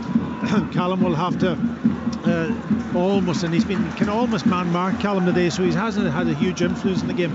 But they're desperate for somebody to step up and score that goal to get him back into this game. Yang just getting a words of advice here from his manager before he comes on the park. David Turnbull also is about to come on, so a double change, and one of the players coming off is young Odin Holm, Norwegian in his first start. Has been relatively quiet, certainly hasn't stood out, but decent enough performance from the young man. And also coming off is Liel Abada, who will be replaced on the flank by the Korean Yang, making his third appearance for the club. He's come on in the 2 league games so far, and this is his chance in the closing 25 minutes here to try and make an impression and get Celtic back into the game. So Kilmarnock throwing over on the far side, about 15 yards away from the corner flag on the Killie left. It's back with Ndaba now, angle of the box, tries to get the cross in, it'll break the way of Kennedy, curls it towards the back post. That's a dangerous ball, but evades everyone and is behind for a goal kick as Hart and Danny Armstrong come together as Hart tried to get the ball back for a goal kick and just barged into the little winger. That was a bit of a mismatch, and it will be a goal kick anyway to Celtic. 1-0 Kilmarnock leads with 65 minutes on the clock. Yeah, another dangerous ball in from Matty Kennedy, just gets onto his right foot, whips it in, and Danny Armstrong just couldn't get in at the back post, but more intent from Kilmarnock there. Yeah, pressing Celtic really high from the goal kick, but Celtic play their way out of danger. That's a poor challenge going in there from McGuinness, but Celtic play on with the advantage. Turnbull couldn't find the pass though, and he's giving the ball away in the middle of the park to Armstrong. He's caught in possession by Taylor. Now it's Yang, he's robbed though, and Killie have it back once more. They've played down the right by Mayo, out of play, and the Celtic fans trying to get behind their side and back them and help them back into the game. Kilmarnock supporters absolutely loving what they're seeing at the start of this season under Derek McInnes. A lot of people tipping them for at least a challenge for a top 6 place, and on the evidence of the first 7 games of the season, you would have to say that looks like a decent bet. Yeah, but really cup tie at the moment, isn't it? You know, Kilmarnock have got that goal. They're working very, very hard as a unit. Celtic desperate to get up the pitch. They haven't been able to get up the pitch and create the opportunities to get back into this game. Everything's played in their own half at the moment. Yang is incidentally playing on the left-hand side. Dyson Maida's gone out to the right for Celtic, which is where Abada had been patrolling prior to being replaced. Here's McGregor, middle of the park, plays it forwards for Kyogo. Wonderful little flick, and he's taken out of play there by Stuart Finlay. That's an obvious yellow card. It's just brilliant play from Kyogo. Celtic looking to get the game moving again, but Alan Muir, the referee, will pull that back once the free kick taken from the correct place first of all, and once he's ready, having shown the yellow card. Again, Celtic trying to take the free kick, and again Alan Muir says, I'm not quite ready, I've just shown a yellow card, I have to note it in my notebook, and then we'll get moving once more. But Celtic frustrated, trying to get on level terms, and Callum McGregor about to take the free kick midway inside the Killie half. Down to Kilmarnock players behind the ball as McGregor gets a 1-2 off Maida and plays it to Ralston. Ralston has to go back the way to Nawrocki. He plays it square to Lagerbielke, well inside Kilmarnock half. A poor pass though from the young defender, and it's cleared away by Mayo. Killie sitting deep just now. They probably want to just try and get themselves up the park. They don't want to sit too deep against this Celtic side if it can be avoided. Here's Yang showing good footwork, but eventually dispossessed by Watson. Celtic have the throw-in quickly taken by Taylor. Everything Celtic do is now that little bit more urgent as Kyogo picks up, tries to flip it on for O'Reilly. That one doesn't come off for the Japanese player as Ralston is late there in the challenge in the middle of the park. It was an aerial battle and he was just overly physical and a bit late, and he's shown a yellow card as well. And Kilmarnock will get a free kick, and well, just about a quarter of the game to go. It's Kilmarnock 1, Celtic 0. I don't see where Celtic's going to get the goal from at the moment. You know, I know they've got good technical players and that, but they're not creating the chances. Normally they'll be creating 2 or 3 chances, maybe a goalkeeper making a save, or you know, they're trying to get it on, but they're not actually able to create it at the moment. That's the problem. No, I think what they're doing, Packy, is they're allowing Kilmarnock to get set up, and Kilmarnock are quite comfortable with Celtic playing in front of them where they can see the ball, and them midfield runs haven't happened this half yet that were hurting Kilmarnock in the first half, and I don't know if that's down to Derek McInnes obviously feeding the message in at half time to say, look, they're one of our biggest problems, but they've nullified Celtic in every single way so far. Throw into Killie over on the far side on the halfway line, more or less, and certainly Kilmarnock at this juncture taking their time over every dead ball situation. And Daba does take the throw in though, gets it back from Lyons, then lofts it forwards. Up goes Watkins, the goal scorer, can't keep it though. Turnbull has it back for Celtic, just midway inside his own half. Spins and plays it out to the left hand side for Taylor. Yang made the run, Taylor played the ball behind him, but Yang's done really well to keep a hold of the ball and plays it back to Greg Taylor. Now it's Lagerbielke, centre back for Celtic, playing it short for his new partner Nawrocki. McGregor trying to get on the ball to influence the game, but as Parky has pointed out, Kyle McGuinness particularly has just sat on him more or less all game and not allowed him to dictate the play as he is so capable of doing when allowed the time and space. And Celtic have really struggled to create, particularly in the second half. Yeah, and they're playing little balls forward and then it's coming straight back again. You know, somebody's got to get opened up and turn. Here's Greg Taylor though, left hand side, coming forward, asks Yang to step into the penalty area, can't quite bring it under control, and Kilmarnock able to clear, and it's up with Lagerbielke on the halfway line, closed down. Nawrocki then turns it back to Lagerbielke, and now McGregor into the feet of O'Reilly. Celtic struggling to find the fluidity in their play that we're so accustomed to in the last couple of years in particular, as Greg Taylor though picks up and moves into the Kilmarnock half. O'Reilly now, centre circle, McGregor out to the left hand side for Yang, trying to isolate Lewis Mayo, running at him left then right, and he's just gone over. Oh, it looks like he's maybe hurt himself here. Oh, that could be nasty. He just went down, he seemed to lose his footing, and he's just holding his face. I really hope this is not, it's one of those ones that he goes down and I just wonder, is it the knee? He's got a bit of a bang in the face, I think. It was a trailing hand, there was nothing malicious in it whatsoever. He's obviously trying to take Lewis Mayo on, and it just didn't. He just a trailing hand that caught him. Yeah, in the he's face. fine. I thought he'd gone down without any contact, and then maybe his knee. You know, sometimes when there's no contact and it's an ACL or something like that. But actually, as you say, Faki, there maybe was a little bit of contact with the face, and they went down clutching that, and the home fans didn't like it, and he got nothing for it, and it's out for a Celtic throw-in. And again, they want to do it quickly. Kilmarnock have still got a player receiving treatment. Alan Muir's indicating he is stopping his watch every time. He's taking note at least of these stoppages, and we'll add it on at the end. It's Celtic who are in a hurry with less than 19 minutes remaining of the match, and they trail by a 0-0. Here is Nawrocki out to the right hand side for Ralston. Back in field for Turnbull, who started the season pretty well for Celtic, back in favour, having been a substitute more often than not under Ange Postecoglou. Forward it goes from Nawrocki. That's a good ball for Maida, edge of the penalty, right hand side, left foot leaves it there for Turnbull. He just tries to dink it over the top, doesn't get through. McGuinness, brilliant ball winning from him. He goes down as another excellent signing for Kilmarnock. Out of play over on the far side for a Kilmarnock throw.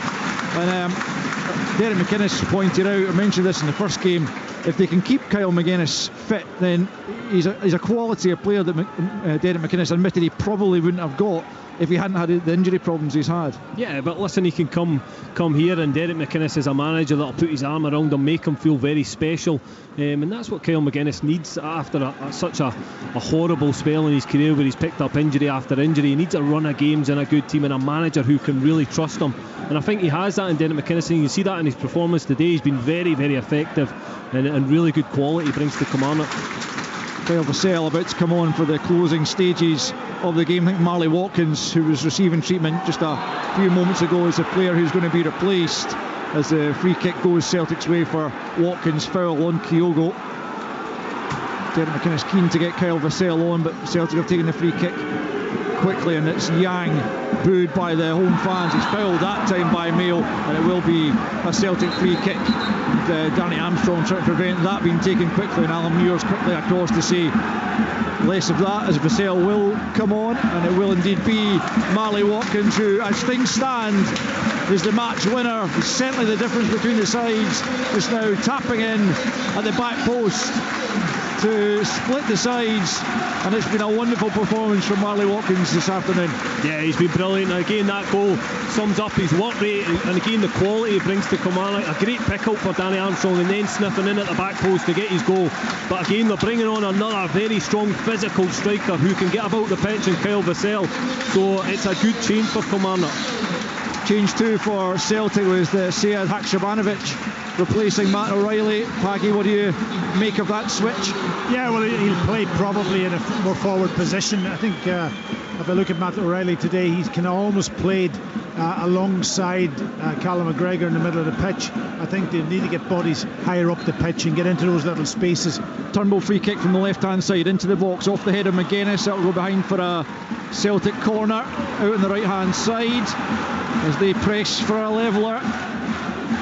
Haksabanovic on for his first appearance of the season, actually. Yeah, he's got quality, Haksabanovic, there's no question about it, and they'll be desperate for him to come good in this game, because 1-0 down. Corner kick then from the right hand side. Turnbull's out swinger headed high in the air by Finlay. Haksabanovic gets it back into the box, away by McGuinness, picked up by Armstrong, closed down by Yang, and he manages to keep the ball in play, finds Haksabanovic left hand side for Celtic as they look for a goal to make it one each. Taylor now into the box, not a bad ball, but it's flicked on by a Kilmarnock player. Kyogo misses his kick, and it'll come to McGuinness, who's able to clear. Well, you wouldn't see that very often, a collector's item from Kyogo, completely missing the ball as he tried to sweep it into the net. And Kilmarnock breathe again at the back. 15 to play, Kilmarnock 1, Celtic 0, but Celtic come again. It's Haksabanovic onto the end of Taylor's pass on the left hand side of the penalty area. Back it goes to Taylor once more, about 30 from goal. Out to Yang on the left hand side. Cross comes Watson, but he can't stop the cross coming in. Daba might have left that if he'd got the shout. He didn't know there was no Celtic player behind him, and he puts his head on it, and it's out for a throw in over on the far side. A Celtic throw in to come. Yeah, Celtic just up in the tempo a little bit now, and forcing Kilmarnock back into that defensive organisation inside their box. And here they come down the right hand side, and it's Ralston. Not a bad delivery. Comes off Dees, claims for a handball inside the penalty area from the fans behind Will Dennis's goal. VAR is in operation, and we'll have a look at that as Turnbull though picks up, finds Haksabanovic. Brilliant challenge by Watson, sliding in to clear that and almost release Vassell, as well as Nawrocki now picks up, comes forward from the back. Can't find a way past Ndaba though, and now it's Vassell taking over midway inside his own half, just trying to get Kilmarnock up the park. They need someone to do that just now. Now it's Kennedy, if he can switch the ball, or almost finds McGuinness actually, but it's just too heavy with the pass, and it's through for Joe Hart. It's non-stop action right now as Celtic are desperate for a goal that will at worst take this tie into extra time. 13 to play, it's Kilmarnock 1, Celtic 0. There's a little opportunity there for Kilmarnock on the breakaway. I think they were outnumbered, Celtic, and it was just an overhit pass from Matty Kennedy. Looked a little bit a tired pass from him, and Kyle McGuinness couldn't get on the end of it. Filled by Watson, and Haksabanovic then kicks the ball away, and he's booked by Alan Muir, a rather cheap booking for the teenager. As Celtic get things moving. Haksabanovic now up towards the edge of the penalty area. Now Yang into the feet of Maida, back to goal, 25 yards out. Can't get past Ndaba again, who's been excellent. Just plays it up to the halfway line, nodded down by Nawrocki. Turnbull then plays it back to Lagerbielke, and out to the left hand side for Taylor to cross the halfway line. Forward it goes, and Ndaba again is the Killie player in the way. And then Armstrong puts his head down, he's caught there by Taylor, and then goes to the ground clutching his head, and again he definitely was caught, but he'll be staying down here and taking as much time over this as he possibly can. Free kick to Kilmarnock just inside their own half, and with 12 minutes left on the clock, it's Kilmarnock 1, Celtic 0.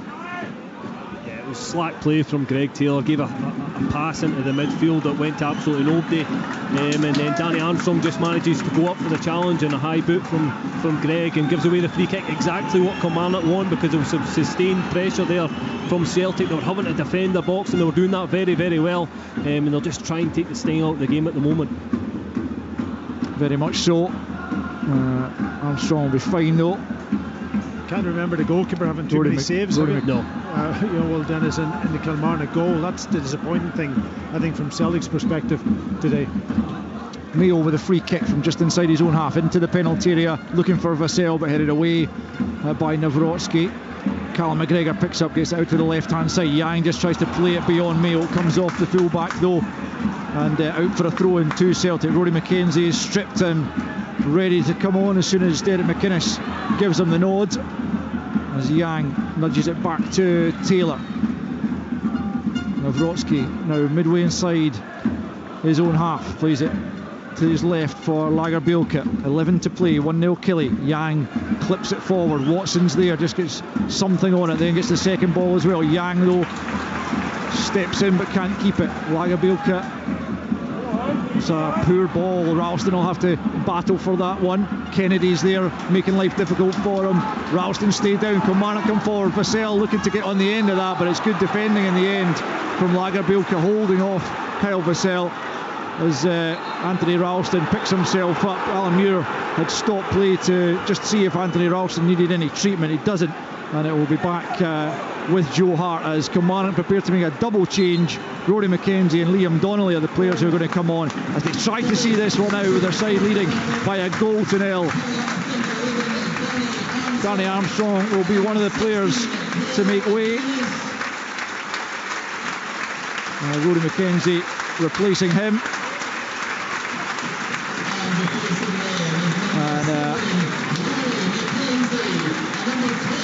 Liam Donnelly coming on for Kyle McGuinness by the looks of it. Yeah, two very experienced players coming on. Rory McKenzie's been around this club all his life, and of course Donnelly coming on also in the middle of the pitch, and the two players going off has worked really, really hard. 375th appearance for Kilmarnock today for Rory McKenzie, longest serving player by some distance, as Celtic have it. 10 minutes left, less than, plus injury time of course, of which there'll be a decent chunk you would imagine. And it's Celtic in possession at the back.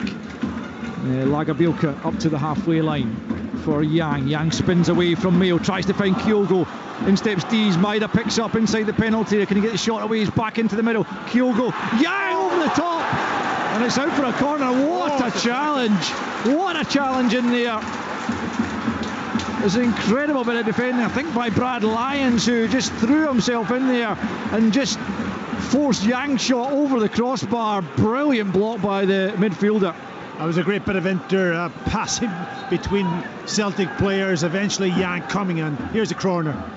Corner does come in, away by Mayo. Vassell picks up, just knocks it beyond Haksabanovic. Comes out to the right hand side. Kyle Vassell with the armband now. As Kilmarnock look to try and hit them on the break. It's forward for Lyons. Lyons has got McKenzie inside him. Can he stay onside? Lyons just trying to hold it up to keep McKenzie onside. McKenzie just couldn't hold his line. And Kilmarnock's counter just rather falters, but it's still got possession. But surely a second Kelly goal would kill Celtic off. But here's Ndaba, left hand side. It's a deep cross, far too deep for his teammates, and Greg Taylor will be able to pick up. But just going back to that Brad Lyons challenge to deny Yang, I mean, what a chance it was, but brilliant defending. It was a fantastic tackle just to put him off, almost just at the nick of time. He was about 7-8 yards out when you just see it going to buried in the back of the net, and just got the tackle in to deflect it away for the corner. And then at the other end there was a counter on, and Rory McKenzie just couldn't stay onside, and Lyons couldn't release him as a result of that. Kyogo tries the pass forward, it's intercepted though, and Kelly clear the lines, and then good play from Vassell, just holding it up, and he's eventually fouled by Lagerbielke, and that'll buy Kilmarnock another few precious seconds as they try and get this clock to tick down. 7 and a bit minutes left of the 90, and it's still Kilmarnock 1 thanks to Marley Watkins' goal, Celtic 0. Yeah, it was a really experienced play from Vassell, but inexperienced defender, just very naive.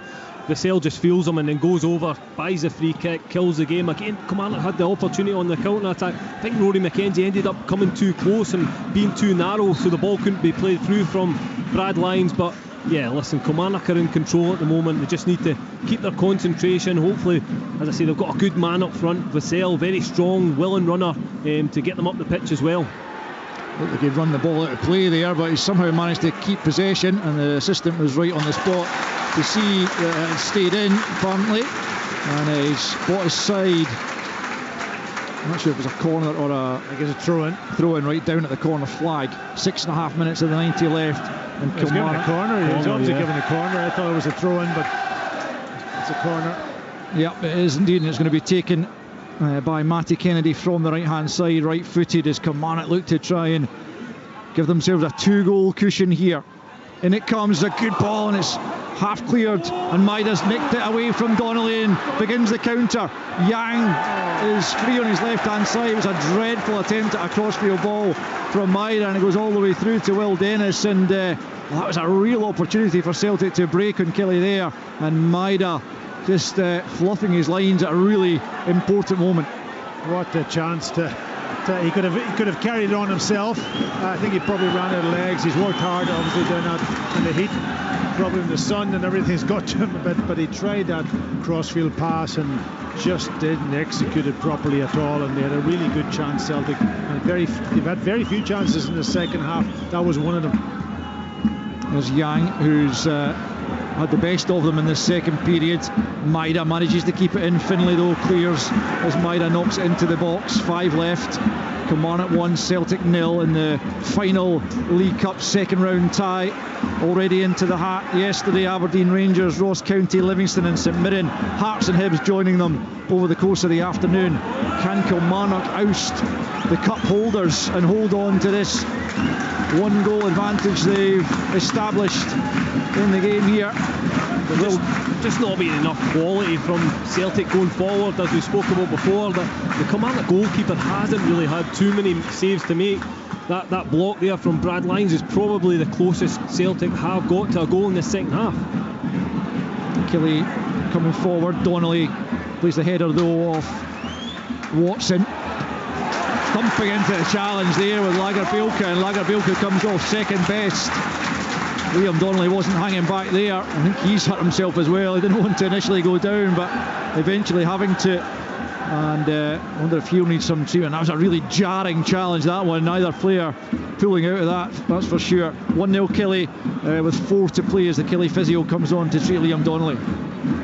Yeah, Celtic just, as you say, Cammy, in the second half, they haven't really been high enough up the pitch or in control of the game to make and create enough chances to get this goal back. I think that was the only chance, the one that, and it was good interplay, good movement, good passing to get Yang into the position. He's been a wee bit of a threat since he's come on, Yang. But I think he's brought a little bit of a spark to Celtic, but definitely not enough. I think when Celtic today have hurt Kilmarnock, it's been that intricate, fast passing, one-touch passing. We've not seen enough of it throughout the 90 minutes so far, and I've been a little bit disappointed from them, from what they've actually brought to the game. But take nothing away from Kilmarnock, because they've been so disciplined and worked really, really hard and made it difficult for Celtic to get any rhythm within this game. Having said that, I don't think anyone in Kilmarnock colours, be the players, management, supporters, will be writing Celtic off, because I think we've seen so many times over the years that Celtic capable of striking late, whether it be equalisers, winners or whatever, and they're more than capable of doing that again this afternoon as Celtic have the ball through Haksabanovic midway inside the Killie half, trailing by a goal to nil, but out it goes to Yang, left hand side up against Mayo, trying to trick his way by him. Haksabanovic once more, Taylor's in lots of room left hand side, the ball goes to him, claims for a handball as the cross came in and it came off the Kilmarnock player Matty Kennedy as he dived to try and block the cross.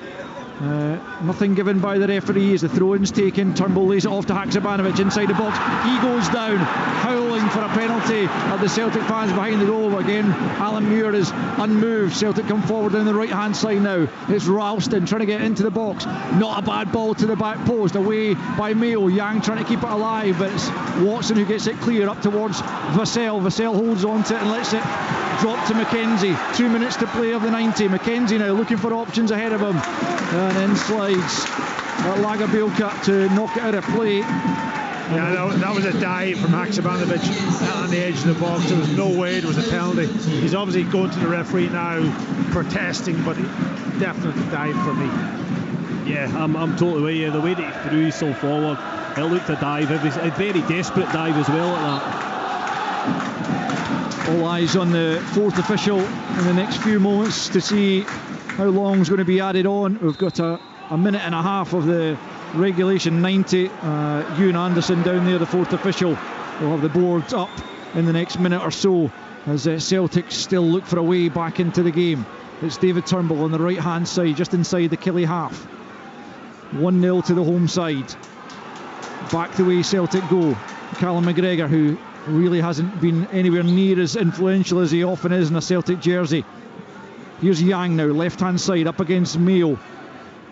Haksabanovic, Taylor is inside the penalty if he can get onto that, but across comes Dees, out for a Celtic corner.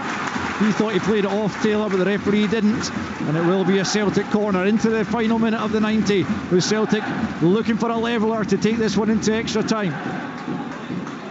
It's going to be Turnbull to take from the left hand side, right footed, swings it into the 6-yard box. Comes off the head, I think, of Lagerbielke, but going the wrong direction, and Killie managed to clear the lines up over the halfway line. There's a player down, it's Corey and Daba, and the referee's going to stop play, much to the dismay of the Celtic fans behind that goal of Will Dennis, and he's taking a sore one in there, and it'll be further treatment required as Kilmarnock just try and run the clock down. Ewan Anderson's got the board in his hand. Packy, what's your guess? 6? Yeah, I think there will be a little bit of stoppage. If we go by the Women's World Cup, wow. Yeah, 13 minutes today, ended up 15 minutes, but it won't be that. 7 minutes. There we go. 7 minutes, and we are just into that right now. So 7 minutes for Kilmarnock to hold on, 7 minutes for Celtic to find at least an equaliser. It would give us another 30 here. Not sure my heart can stand it. Maida back to McGregor, Maida once more, right hand side for Celtic, looks for the 1-2 with Ralston, he'll get there, clips it back, chance there, but it's a brilliant diving clearance there as Kilmarnock put their bodies on the line and desperately try to hold on to this advantage that they've got. It's been another fabulous performance regardless of the outcome at the end. Kilmarnock have again done themselves proud, but they will want it to be a meaningful display, one that takes them into the next round, beaten by Celtic in the semi-final of this competition last season and on the brink of putting them out.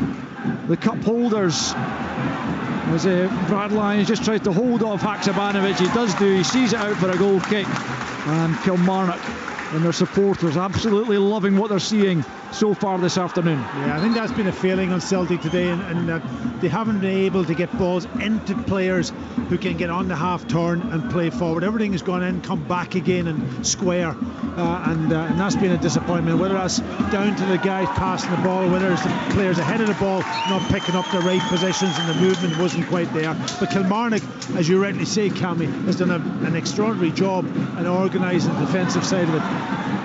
Watson trying to come forward for Kilmarnock, he's halted by Lagerbielke. Celtic have it back midway inside their own half. Ralston clips it over the top, he's looking for Maida, it's an ambitious ball, Finley's there first and he knocks it back over the halfway line. Ralston gets his head to it into the centre circle, brought under control by Haksabanovic. 2 minutes gone of the 7 of injury time, still 1-0 Kilmarnock lead. Yang slips but gets himself back on his feet and keeps possession. Has it gone out of play? Derek McInnes is right on the touchline claiming it did, but Greg Taylor kept it in, thought the officials. Here it is, Nawrocki coming forward, slides it through looking for Kyogo, but there's Dees making sure the ball doesn't get through, and it's up towards Vassell, who seems to have hurt himself in trying to bring that under control, and the ball's out for a throw-in over on the far side, and Vassell just moving a little bit gingerly there. Kilmarnock won't want to have to replace the replacement. It's actually a Celtic free kick which is taken short to Callum McGregor, and now in field to Taylor, who comes forward in a central area. Haksabanovic now just left of centre, midway inside the Killie half, looking for a way beyond Brad Lyons. Still Haksabanovic up towards the edge of the box, out to the left for Taylor, back to Haksabanovic, 30 yards from goal, left of centre. Still Lyons sticking to him, he has to go back the way to Lagerbielke, who gets it back once more from Nawrocki. Lagerbielke again 1-2 with Haksabanovic. Killy's sitting very, very deep. Even Vassell is in a deep area. Ball's teased into the area, away by Finley. 3 minutes played of the 7. Kyogo now trying to instigate something for Celtic. Finds Haksabanovic. Mayo gets himself in there. Oh, he goes down, and that could be a penalty. Now the referee's pointed for a goal kick as Haksabanovic went to ground. It looked to me as though Mayo clipped him and forced him to the deck, and VAR will almost certainly, well, they will definitely have a look at it. Will they ask Alan Muir to come and have another look at his screen? For me, there was contact. If it's not a penalty, he should be booked for diving. Again, it's one or the other. I think the referee needs to make a decision there. He can't just dismiss it. I think it did look as if there might have been contact, but if there's not, it's a dive. Packy? Yeah, well, listen, it was an exaggerated dive, and obviously he has to. Referee's waving it on. That's the second dive he's had, so he's probably has to be booked. But VAR's looked at it. Referee gave the goal kick, but he went down dramatically, didn't he? Very dramatic. I thought Lewis Mayo just nicked him as he went by, but clearly Don Robertson in the VAR room has had a close look at it. That's brilliant play from Vassell down the right hand side, and he's won inside a corner. It's absolutely superb play to move away firstly from Taylor, and then the sliding challenge came in from Lagerbielke to knock it behind for a corner. But that's exactly what Kilmarnock need right now.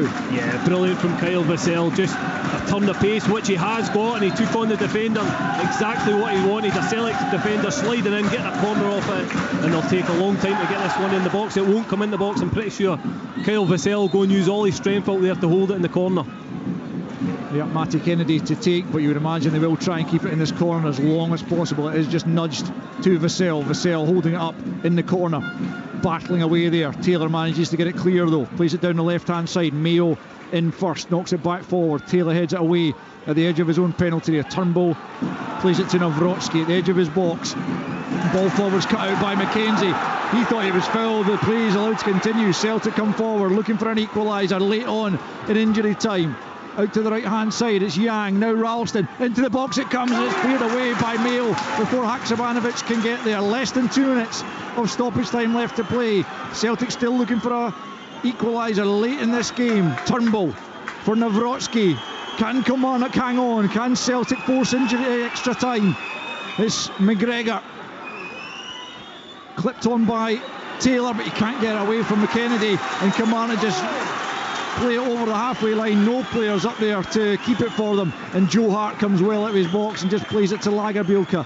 Out to Yang, left hand side, up against Mayo, who's done brilliantly to win it back off him. Just tries to play it down the line. He hasn't managed to do that though, and possession back with Celtic in the shape of Turnbull. Less than a minute of the 90 left. It's now or never for the defending League Cup holders.